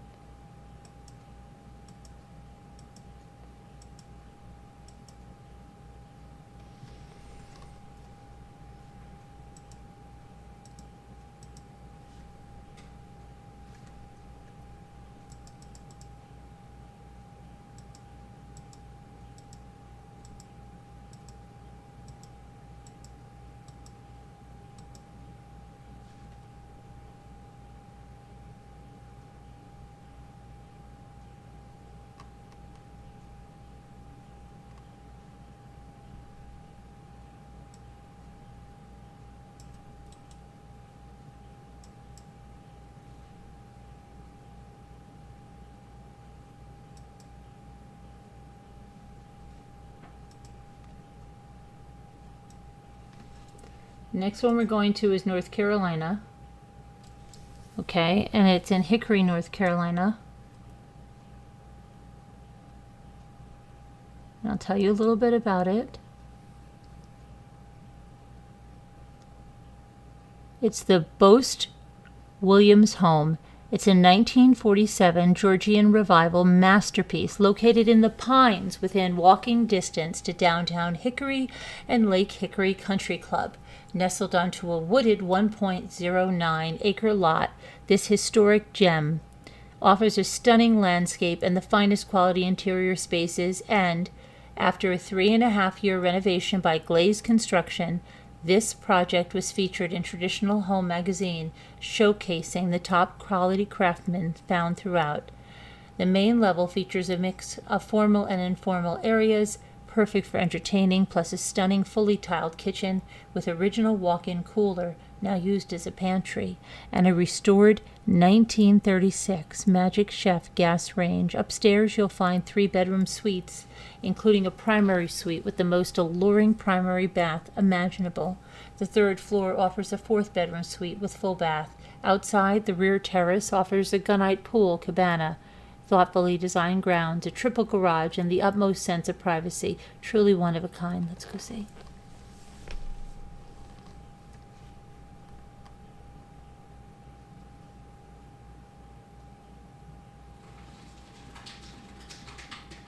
Rocky? What's she doing? That's Rocky and his wheel. Really flipping. Listen, can you hear Rocky and his wheel?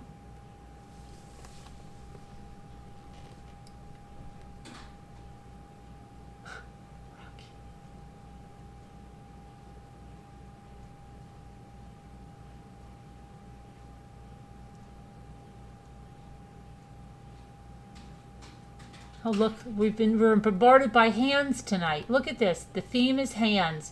Reach out and touch someone. And look, we saw this wallpaper somewhere else recently. And this is some mid-century modern furnishings.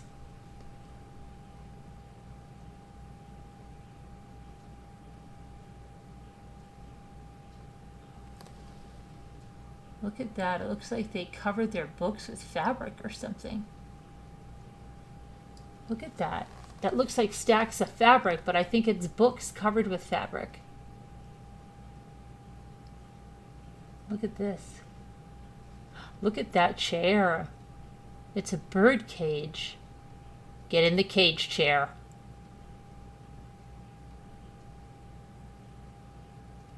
Rub your lotion. That's weird.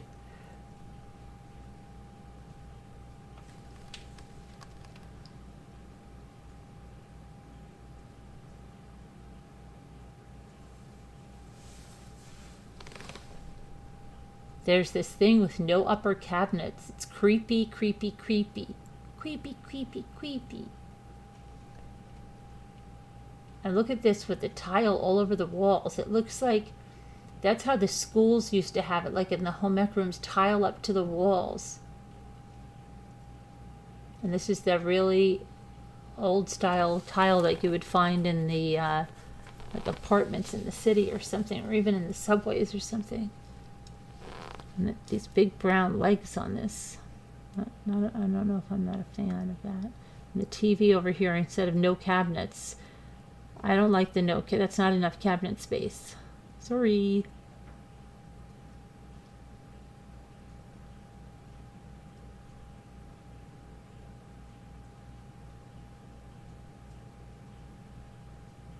It's like they're cheaping out putting cabinets in now, and they either use floating shelves or they don't put anything at all.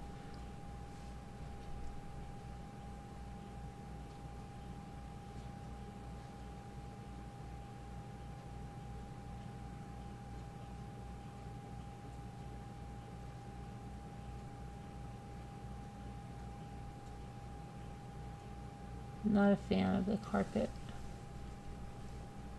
Not a fan of carpet. I've seen someone like this with this big bath in the middle of the room. I like the closets all the way around the room like that. That's not even a jetted tub. Get out of here. Get out of here. Oh, and it's got lots of closet space. Look at that. Sweet.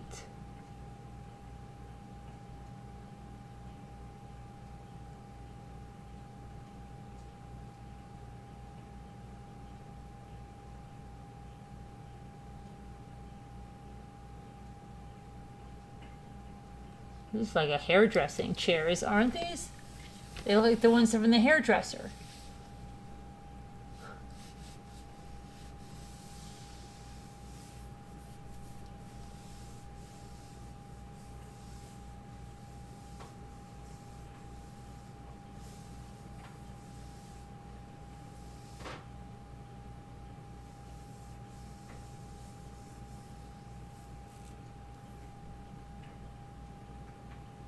What was in those two other rooms in the where the pool house was? Why didn't they let us see in those? That's not right. Look at this big ball. They could paint it red like the Target big ball. And look at this blue bull. Blue bull. Oh, it has a jacuzzi. It has a jacuzzi, Nicole.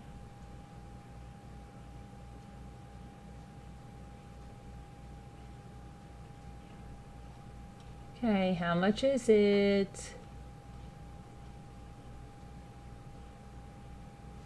Oh, look at that big ball there. Just put your guesses in.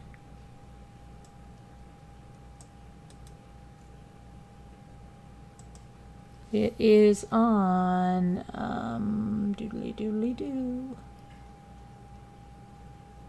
1.09 acres.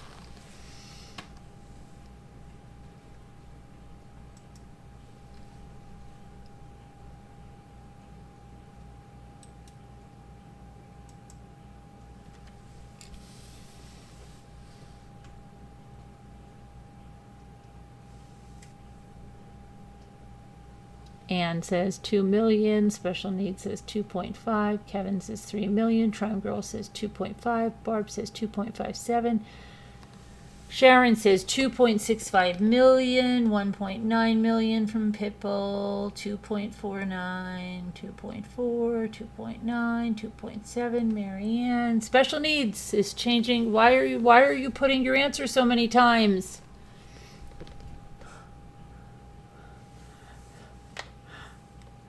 Too many times.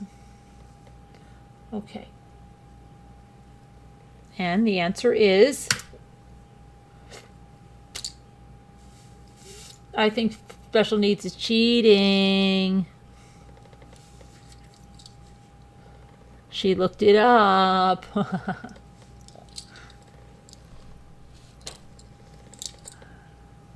Because there were too many. You know, you can have the same one as somebody. It doesn't matter. It doesn't matter. Okay. What time is it? It's 3:11. You're not cheating? Okay.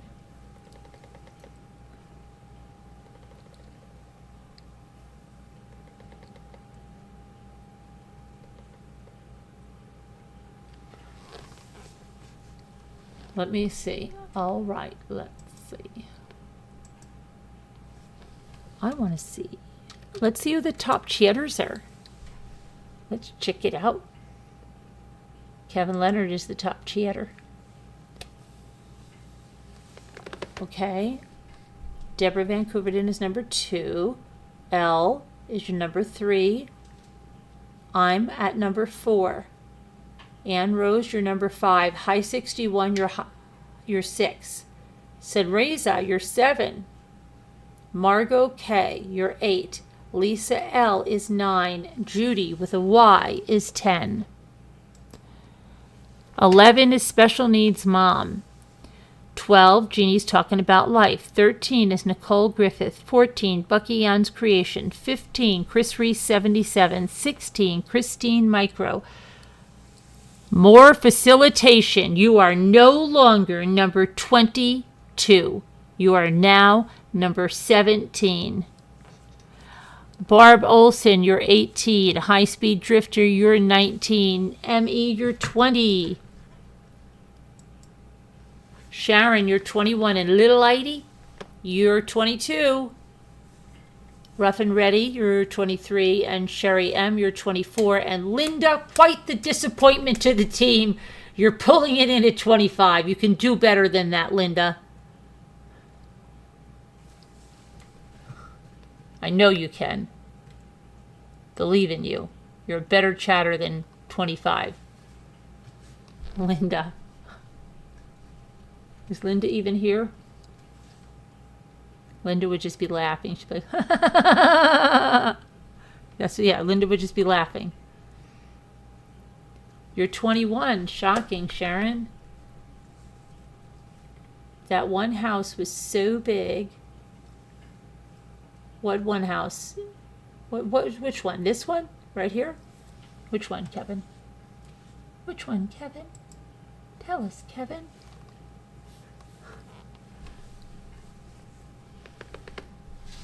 Linda. I didn't see her only once. Tell her how disappointed you are in her, L. You're number 3, L. Really moving up the ranks there.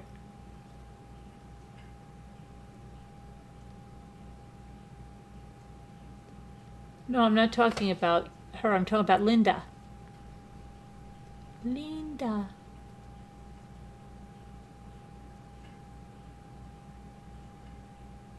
I was number 4. I'm number 4. I'm doing it all. I'm making in the top 5 top chatters. I'm hosting, right? What more could you ask? I'm doing it all here.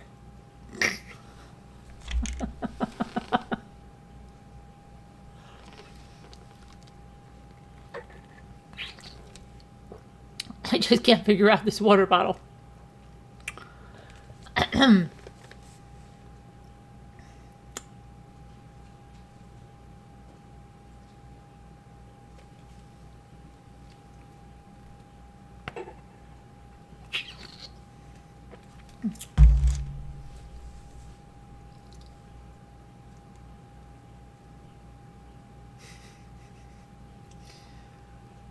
Oh boy.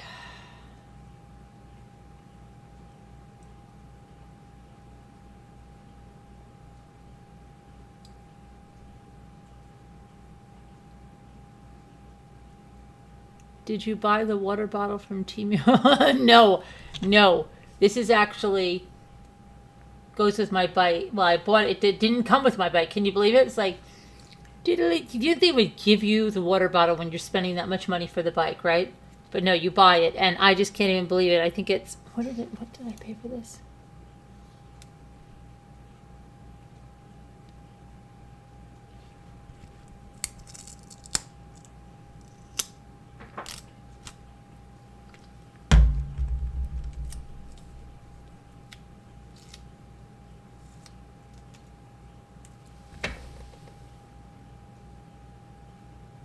That's not $8.99. There's a 1.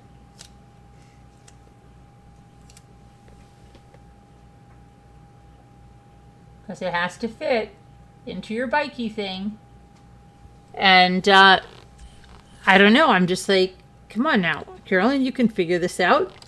But it's like you can't get like a really good drink of water.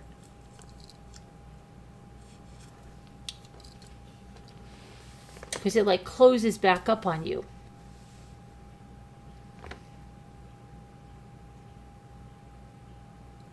Yeah, we really should bring it back to that Temu. Did you hear about Temu? What? They're putting tracking devices and everything. I don't know how anybody didn't realize this. Why do you think this stuff was so cheap? It's because there's tracking devices in it.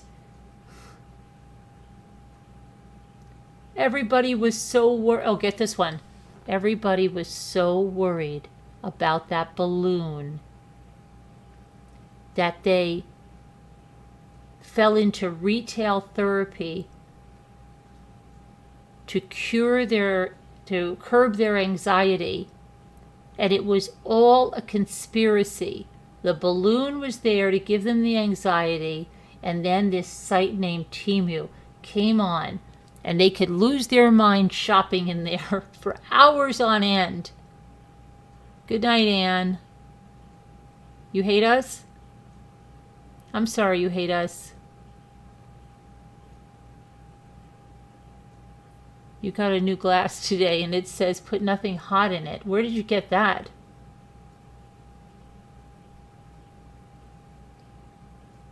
Where'd you get that, Kevin? That doesn't sound good.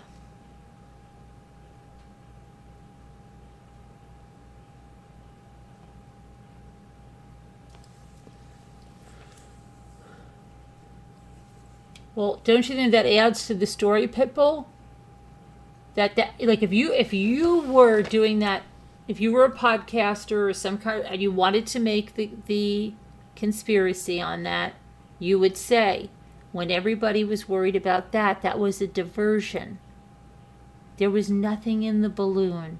The balloon was a distraction. And it wanted to raise the anxiety levels so that nobody would be suspicious of this Temu site.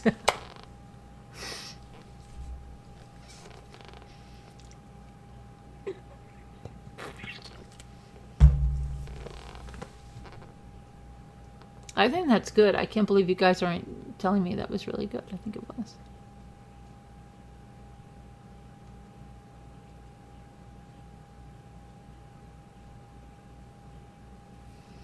I think it was good. I can't believe you guys.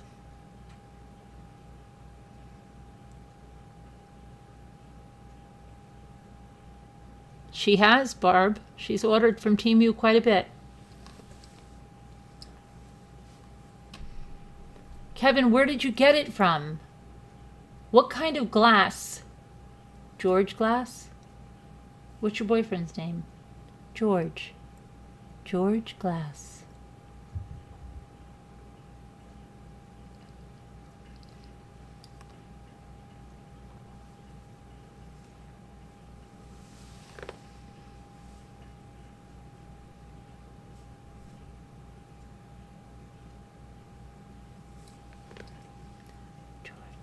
George Glass.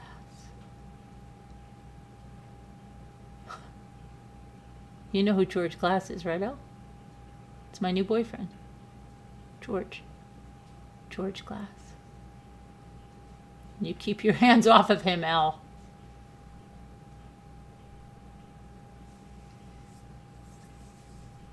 Operator, can you ring this phone?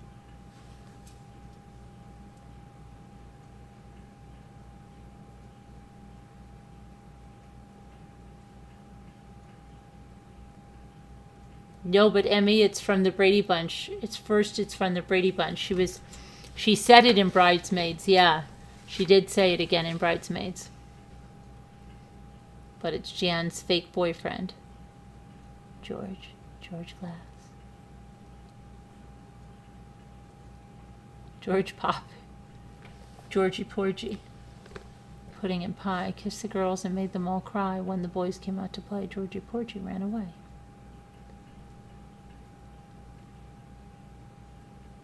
Oh boy, it's Easter. What a crazy, crazy, crazy, crazy Easter, huh?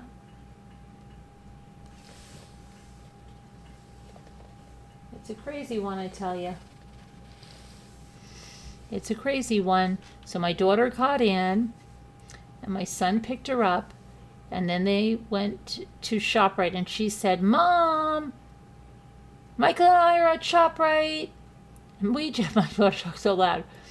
And we just used your Price Plus card, and you get a free turkey or a ham, and today's the last day, so do you want us to pick it up for you? So I said, yeah, sure. And so they picked that up, and then they went to the restaurant, and then, let's see, Ethan tested negative over here, so that was good. But we're just, we want to make sure about everybody else. And it's crazy because I don't want my daughter to get sick or anything like that, right? So, or anybody else, my son or anybody else. I don't want anybody to get sick.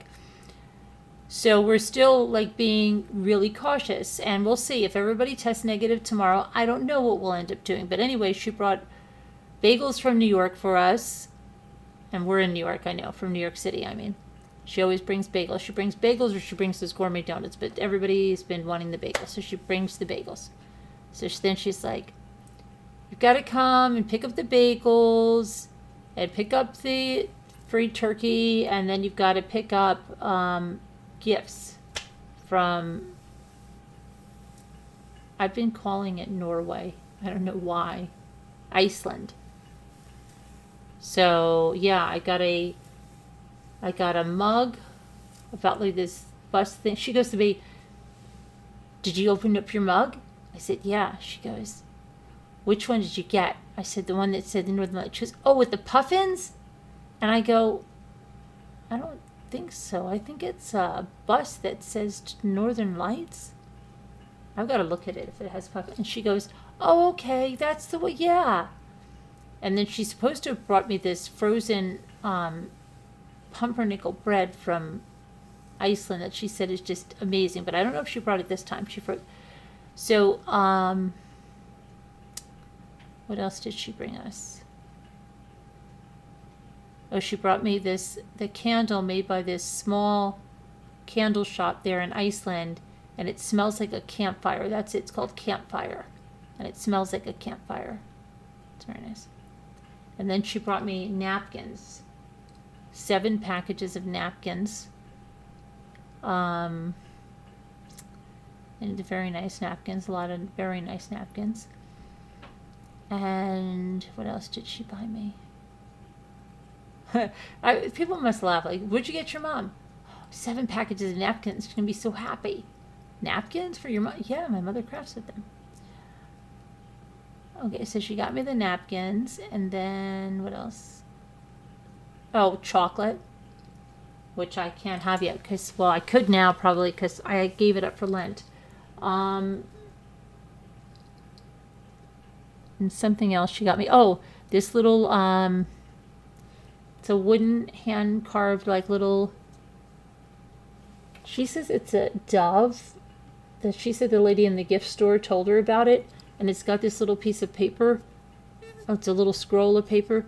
And you can write anything you want on it, and then put it back in the little dove, and it keeps it safe. And she said you could use that to write a little message for Ray or something.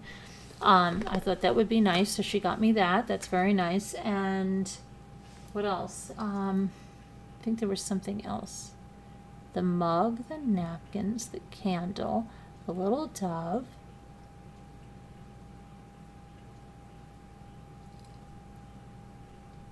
The chocolate.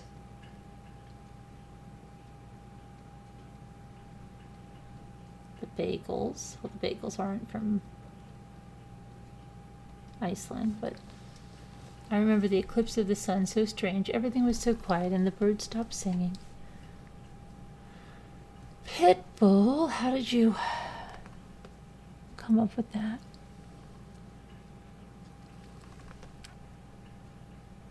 Pitbull, Pitbull, Pitbull. Okay.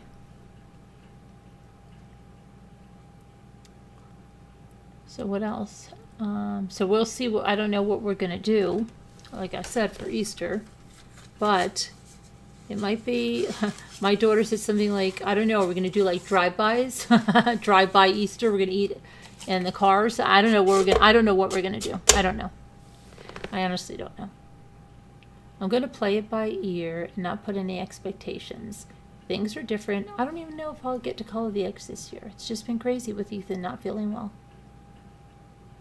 Being sick. Maybe tomorrow we will do it and I'll put them in the Easter bread. Maybe I'll make the Easter bread. You never know what could happen. Sometimes you think, if you don't have these expectations, sometimes you might have all this stuff. I don't want to have not everything has to be the same. Sometimes you can have a time that maybe you couldn't have any of the traditions and it ended up being better. I don't know. Oh, I was talking about the Northern Lights? Okay.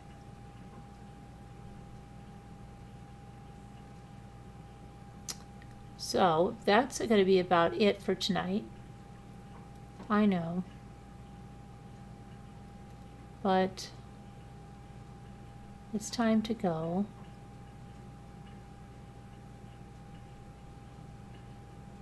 I just want to lay down. I did my ride. Even though I was on the phone till like 11:30. You're having spiral ham. I was going to get a spiral ham. They were out of them at this store.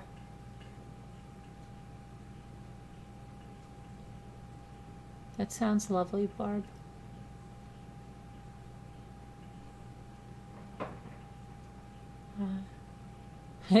You want me to do the bread. I know you do.